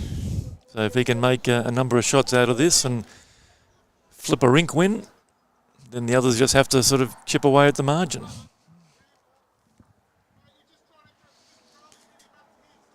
Lots of ifs and buts at the moment. So forehand, left hand, he's trying to find that run under that white at 2 o'clock and not pump a grey bowl in. He's playing, looking pretty tight. So no harm done, and he's going to get a Virat Kohli rub in here. No, he isn't. It's gone through. Yeah, so fairly big weight there for a draw, if that's what he was looking for. I don't think you would be looking for the white onto the red. That's a pretty difficult shot to play. Kerry got better grass on this one. And Bob's trying to make it run closer. Always a bad sign when someone starts trying to wind it in.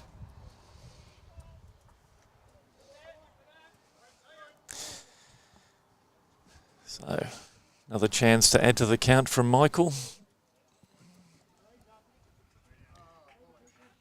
Where is it? 15, 18, 11, 24 in the middle.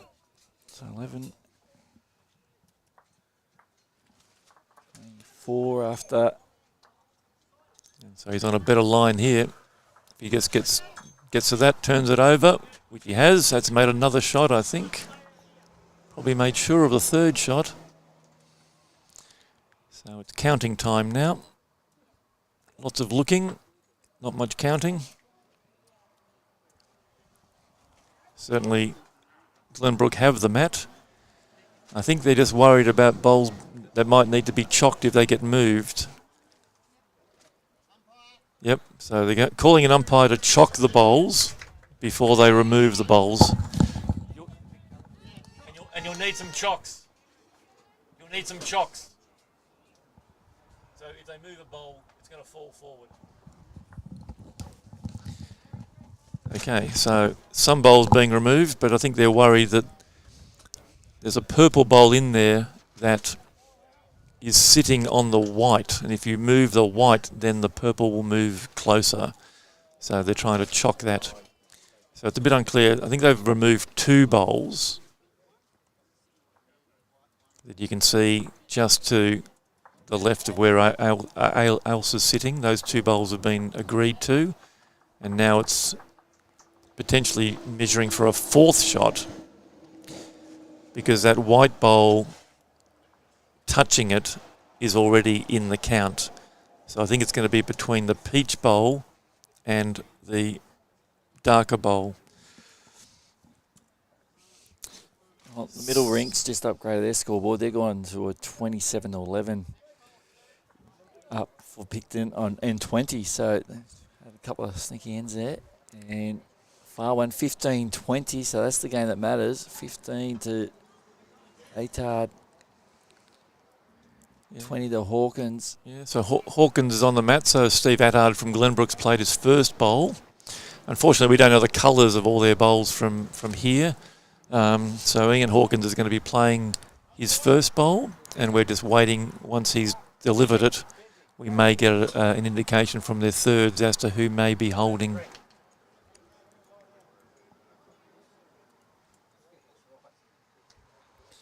So Ian Hawkins has sliced the jack and getting some claps, but no one's sort of saying that you're one down or you've still got the shot or whatever. So I get the feeling that Glenbrook is still holding one shot, although Steve Attard is playing with weight. And they're interested. And he's got the kitty. And there's some claps from the Glenbrook, but there's no one saying what the actual shot is. And it's looking like it's 3 down from Pikton. So Glenbrook with that trail is holding 3. So at the moment the live score on that Attard-Hawkins rink is 18 to Attard, 20 to Hawkins. But Ian Hawkins has 1 bowl to play. He's got a jack-high bowl.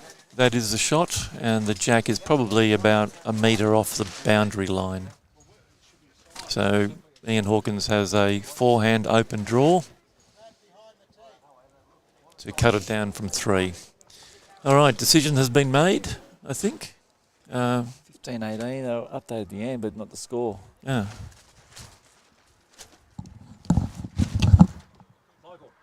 Oh, here we go. They're updating the score now. How many? 3. 3. Yep. 3. 18 all. Oh, 18 all, viewers.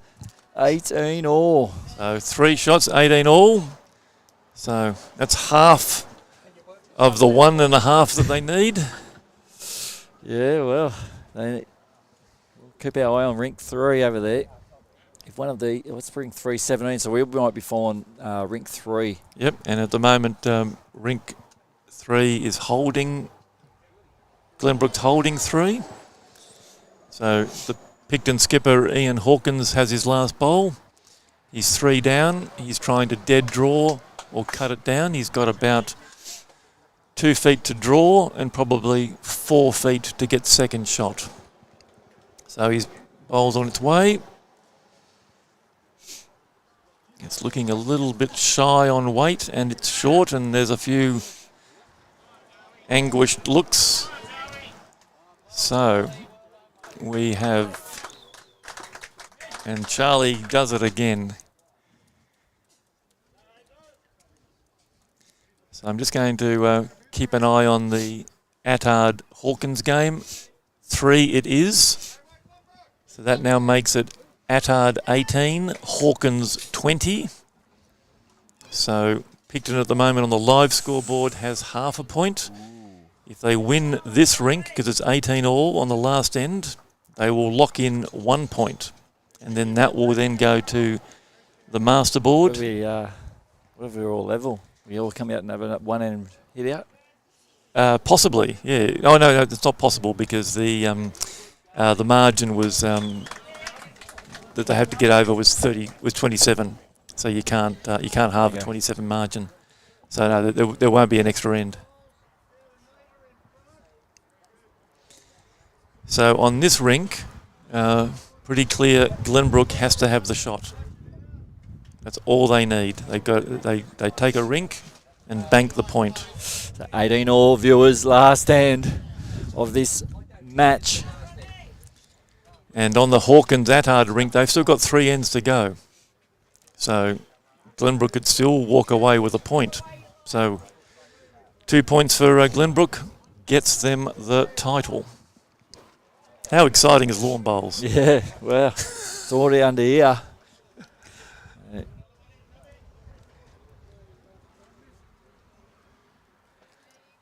Glenbrook chasing the rink win. At the moment, you named it Charlie Harris. He's on it. He's 1 behind, and this is not a bad reply. Yeah, so still gone through. Still room to draw. Yep. Nice side view there. That's what we're looking at. Yep. So Ray Davis. Charlie finishes how he started. He does. He's been on it all day. He's been certainly the player of the match. So last bowl for Ray Davis, potentially of his season, if Glenbrook don't win this. And he's on a good line. And he's got the jack. He's just missed it on the outside. The 2 bowls pretty much the same, but he gave it a chance. So advantage Pikton after the leads and seconds have played, although this is Rod Turner's last bowl in this game.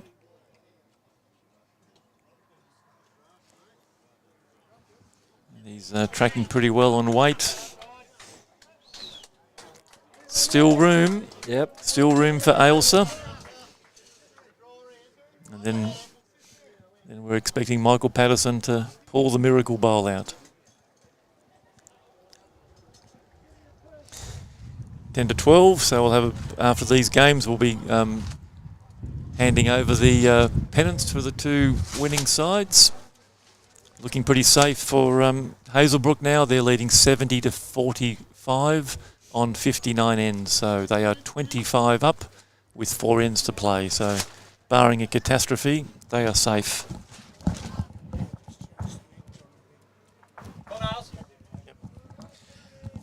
So viewers, we've actually got an extra end to play here. They turned the ends over incorrectly. Oh, it's not. It's only 9. So it's up and back. Okay, so it's right on our scoreboard.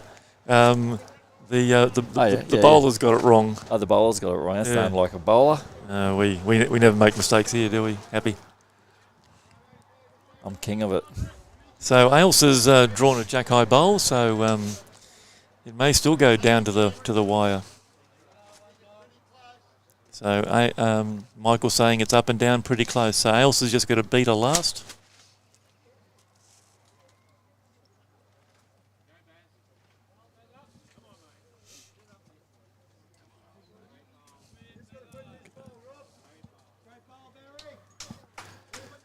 So another bowl just runs by. So again, pretty good weight there from Ailsa, but missed that line. Bob Crowley's last bowl on this end. Kerry seems happy with it. Kerry seems very happy, but it's just going to drop off as well. So again, for those of you joining a bit late, we've timed the green at about 14 seconds. That was about an hour or so ago, so it's probably added a little bit in that time. Sun's been beating down on it all morning. The afternoon, when the sun goes behind the clouds, things might change, but it's a very good Tiff Dwarf green here at Bago. So speed will be maintained all through the afternoon.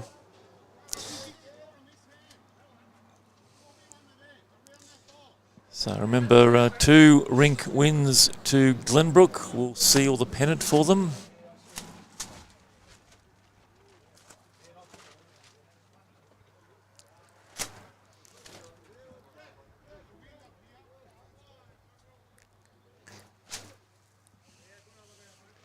So, Michael Patterson, overdue for a big bowl.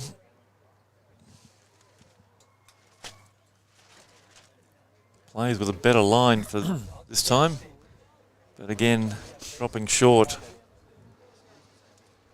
So he's not putting much pressure on Kerry. Kerry's holding shot. She's only got a jack high bowl to beat. And Michael's just run out of steam a bit.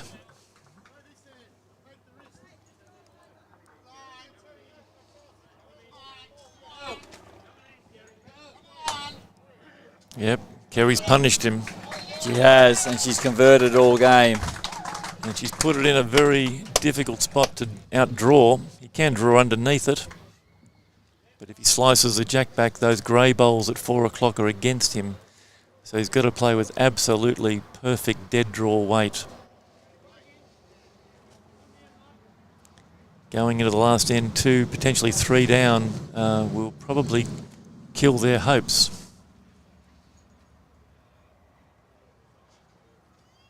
So he's on a bit of line. He's got a bit better weight this time. And he's pushed his own bowl out. And it's potentially 2 or 3 now. It is 3 to Pikton at the moment, so he's pushed his own bowl out with that.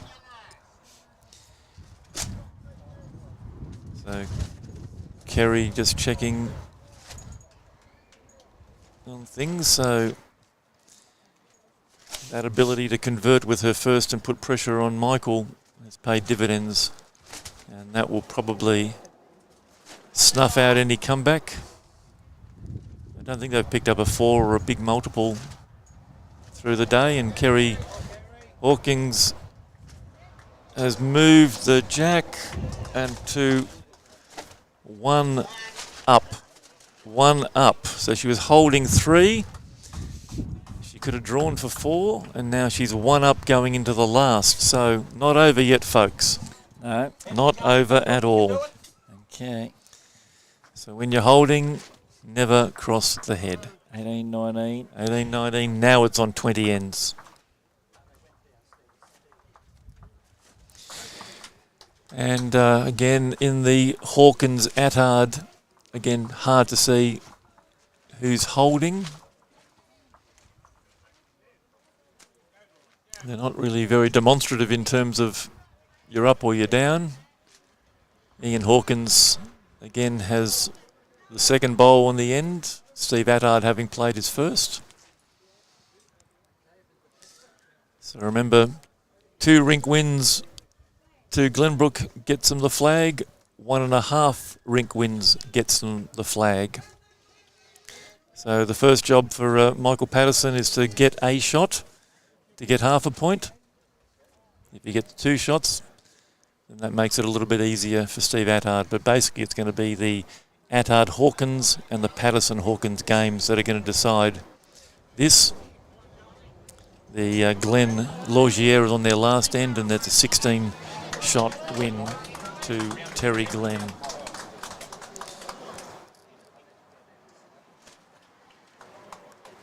And Ian Hawkins has made 1 shot with his first bowl, and it's pretty hard to get to spot behind the jack. So again, if he can take a 3-shot lead with 2 ends to play, that just adds to the safety of Pikton. Oh, running at the head. And where's it going? There it is. Jack in the ditch, bowl in the ditch. So there we go. Only thing is the jack. Here we go. Watch this on the replay. Just got it. Bang. Sliced it.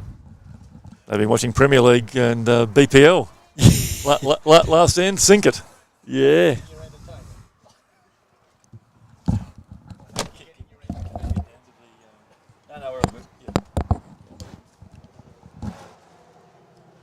Can't see it. We're in there. Can you get him out of the way?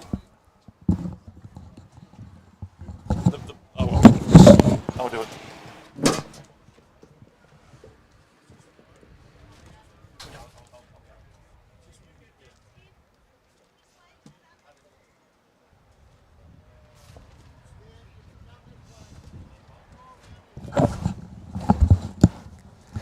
Well, he's had to move. He's moved. He's having a good sit down and a good lie down before he's got to get up and play his bowls. So 1 to Glenbrook with the jack in the ditch. Noemi trying to draw a second. And if it stops in the shadows, it has. That's a good bowl. That's a terrific shot. That's a great shot. Yep. They're holding 2. Oh. They're holding 2, viewers. They need to win, take the rink win, and then we'll be watching rink 3. It's 18-21 over there. Yeah, so it was 1 to Pikton, so 3 down with 2 to play. Glenbrook. So if Glenbrook get 1 point here. They have to win this end. And it's a 20 shot on the master board, so they've still got to make up 8 shots on the master board, so 9-1 won't really be good enough. They're really going to need to be 8.5, 1.5. And this is a pretty good second shot coming in. That's a very good second shot, I think.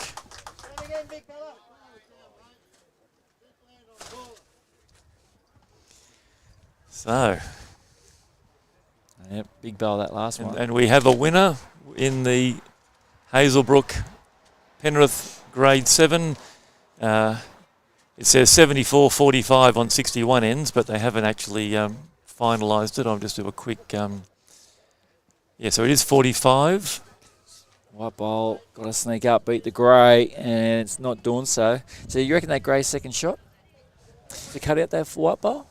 Don't know. Pretty sure from here. Do you want me to do a home visit? No, it could be...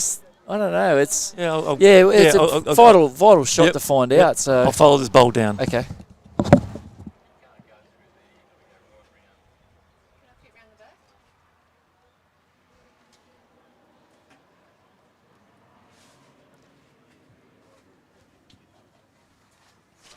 Well, that's well out there. It's going to make me camera work. Here we go. It's going to stay on. It's going to stay on. Well, they're liking it. It's okay. They're calling that last bowl 1. They're calling that last bowl second shot, so it's only 1. It's only 1 to Glenbrook. They need to win this. They have to win this. They're chasing 2 shots. You got Pikton. They want the master board. They want this win. They can't drop more than 2. They win this, they win it. Pikton win this, and they win the final, and that's snuck up. That's close. That could be close. Now let's have a look, see what the call is. Let's have a look.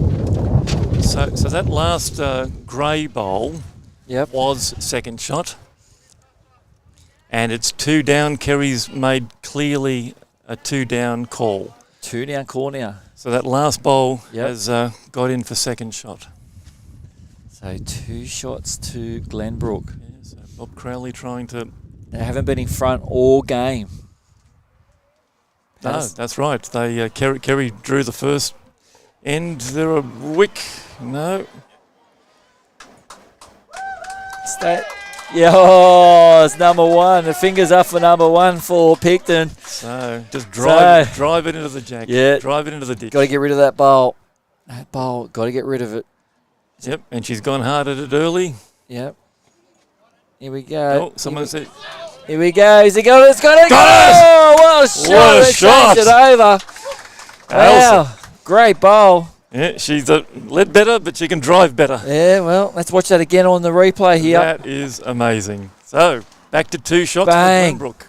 Play the tight end. That's a big Smack. bowl. Hey? That's a big bowl. So, pressure goes back over to Pikton now. This bowl snuck up already. He's going to stay on. Is he going to stay on? Oh, he's gone off into the cliff. Off the cliff there. Just fell in the Highlanders. Fell exactly onto the jack as well, so they moved the jack back to where it was. Okay. Just a draw. And this is where those extra shots that Michael could have got earlier in the day may come back to haunt him. He's left a lot of shots on the bank. So Ailsa, after that superb running shot to pop the shot bowl in, just has to add to the count. Has to get underneath that. Doesn't want to pop it closer. Who's that? That Gray. That's Gray's the opposition. So, Yes. oh, no. Back to 1 down, I think. He's just undone all that good work. Oh, dear. Oh, dear. And, well, unfortunately, Michael Patterson, he hasn't really converted any of these shots. So No, maybe he's the last end specialist. Can he be? Can he do something? Because I think that last bowl. Oh no, with Bob Crowley saying 2 down. Is he? Yeah, maybe the other bowl on the line might still be second shot, but I would favour the grey at the moment. But anyway.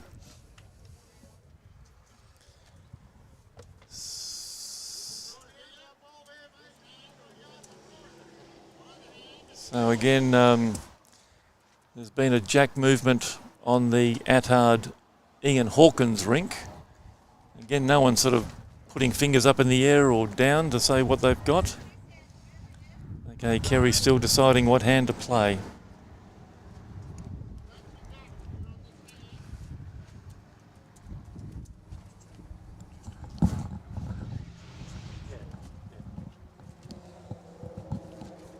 Okay, there we go. Pikton, possibly down game. They've been leading all game.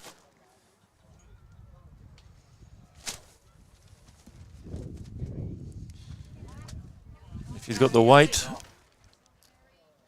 just drops under. So that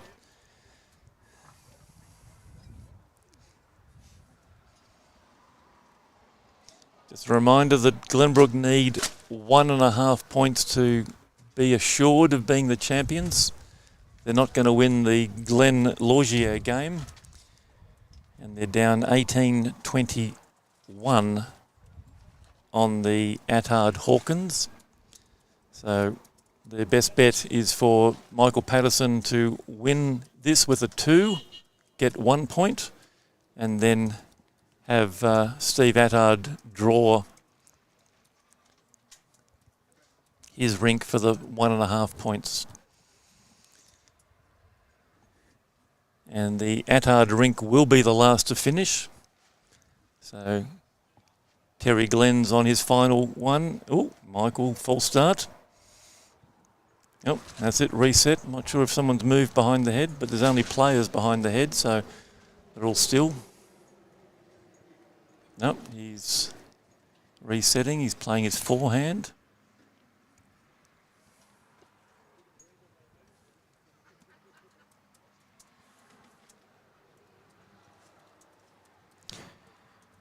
So Ian Hawkins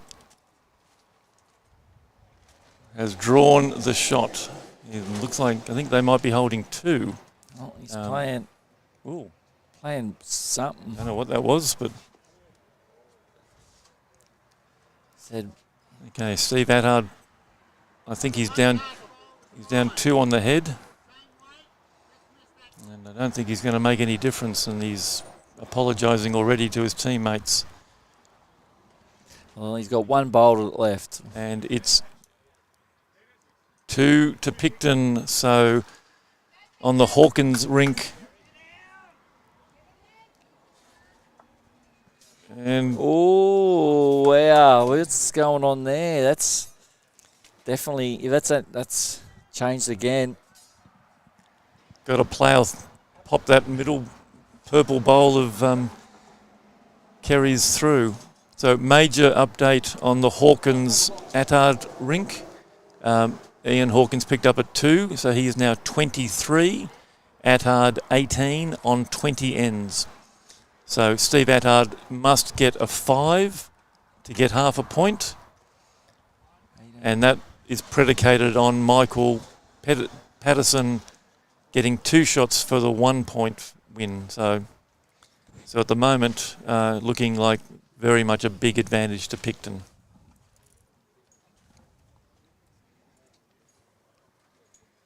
23, 20 ends. And the middle rink is finished. 28-11. Yep, 28-11. That's now correct weight. They have turned that board over. Remember, we'll be up again at 1 o'clock for the Grade 4 and the Grade 5 final. We'll be showing you the Grade 4 final, which is Wiseman's Ferry versus Camden Men's Bowling Club.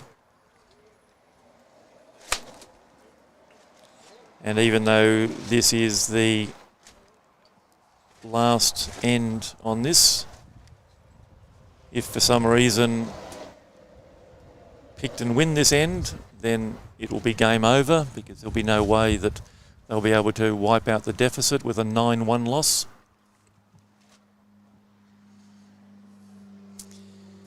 And the first 2 lead bowls on the Hawkins Attard are both at least 2 metres away. Well, that's all the end of this big bowl moment here. He's got to play a shot. He's got to play something special. He's trying to find a pathway underneath that. Don't hit nothing. He's coming down. I think he's quick. Right, so now it's Umpire. No, it's umpire. We're umpiring for the game. We're umpiring for the game, viewers. So we know it's 21 ends. We still don't know actually who might even have the shot. So Tanya Kelly, very experienced umpire, is going to do the measure into the ditch with a jack in the ditch. We'll try and get as many people out of the way as we can. No one's bothering to shake hands. No. You probably should start to shake hands because the game is over. The jack is in the ditch, so no being replayed. What can we see? I'll put that camera there. That'll give us a bit of an idea on what they're measuring. Yep. And as I said, Tanya, a very experienced umpire, so she's just confirming what they think is going to be in it. I think. Oh, okay. Okay, exciting. It might be the whites taking on the purple. Yep. So the purple, that's it. They're the 3 bowls in. So the purple bowl in the middle belongs to Pikton, and the 2 white bowls belong to Glenbrook. So you need... If I'm playing that other ring, I'm stopping and watching this measure because it's vital to what happens here. Well, at the moment, on that Hawkins Attard rink, they're 5 shots ahead, and Pikton are holding... No, not anymore. There's 1 at the moment to Glenbrook, but it doesn't look like there's going to be a 5 there at the moment. All right, I'm going to have to leave you shortly. Happy to do the official duties of what presidents do and hand out flags and hand out badges. But I'll be back for the 1 o'clock game. No, we'll... And Melinda Renouf on the Hawkins rink went sailing through. So it's 1 to... This measure... Glenbrook. 1. It's just a 1. It's just a 1. It's a tie. So now Attard needs a 6 to salvage this, and that's looking pretty grim. Yeah, they're going to... It's probably time for a kill, if he wants to think that way. Well, we're going to see if we can get this other... Now, so Margaret Jack has drawn second shot for Glenbrook. So at the moment, Glenbrook are holding 2, and they need now 6 to win. Because it's a 22-shot margin. Even if they get a 5... it's not going to be enough because it's half a point in the bag. They need to get 1 point. So they need 6, and that's it. All right, so I'll keep my eye on over here. I've got no real idea on... Are you able to follow this last stand? Yep. Yeah, because we can't do the presentations until these guys are off the green. Yeah, so it's 6. They're chasing a 6. They need a 6 and a 6 only. Roland Brown has gone super wide, so that's not going to add to it. So there are 3 bowls left, and they can't get a 6, holding 2 at the moment. So all they've got is a kill. And it's a pretty hard kill with a bowl just in front of the jack like that as well. So Alan Kent, the 3rd for Pikton, sails through, but it's going to make it even harder. Just another bowl on the head. Yeah, there's nothing he can use to get a wick and kill it. He's just got to just try to get another bowl in there, and the more that Steve Attard can use, the more likely he's going to kill it. But the game that we just watched was really Kerry Hawkins being able to convert and add to it, and Charlie Harris just dominating up front of the lead. So they had an early advantage in most ends, and when they were down, Kerry was able to salvage it. So it was really that sort of front end, back end change. So big call from Pikton to swap the skip in the 3rd round after yesterday. But absolutely massive call. Really big call. Yeah, and Kerry, hats off to Kerry. She converted, and that was probably the difference in the 2 sides there, where Kerry was converting. Yep. She had Michael Patterson, unfortunately, just couldn't find it.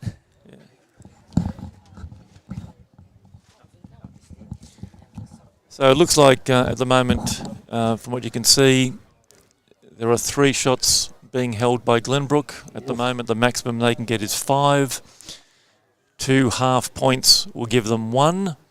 But the margin on the big board will not be will mean that they'll all finish on 10 points. But Pikton will have the greater for and against. Well, a couple of bowls left. So all he's doing with the first one is drawing, whether he's trying to fatten up the head or making it a bit easier for a kill down the end. But he has drawn another one. Well, it's... But say 4? It is 4, but as far as I can tell, a 5 won't be enough. Wow, just how crucial that last end for Pikton was. Because a 5 will make it a margin of 17, and that will give the for and against to so Pikton. Okay, so is it 4? Maybe it's more. No, I think it is 4. Well, if it's 4, he's got to kill it. Yep, that's all he's got. 5 won't be enough. Again, depends if they're aware of all that and all the margins and all the permutations. Okay, well, let's just. Here we go. Bowls on its way down, viewers. Bowls on its way down, and we've got old mate standing pretty much in the way. As we'll go this camera, and the He's bowl's short. coming in now. And he's not there. Don't think so. Okay, the reaction. We'll get the reaction from the players. No, still not reaction. These are the most I don't know if they know what they're doing. the most laid-back players we've ever seen. I don't know if they know what's happening. Oh, there we go. There we go. It's shaking hands. So we know the game's over. We just don't know.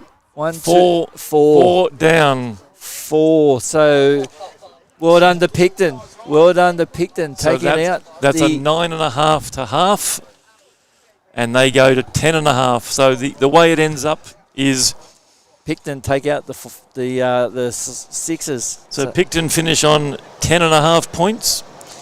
Kingswood finish on 10 points, and Glenbrook finish on 9.5 points.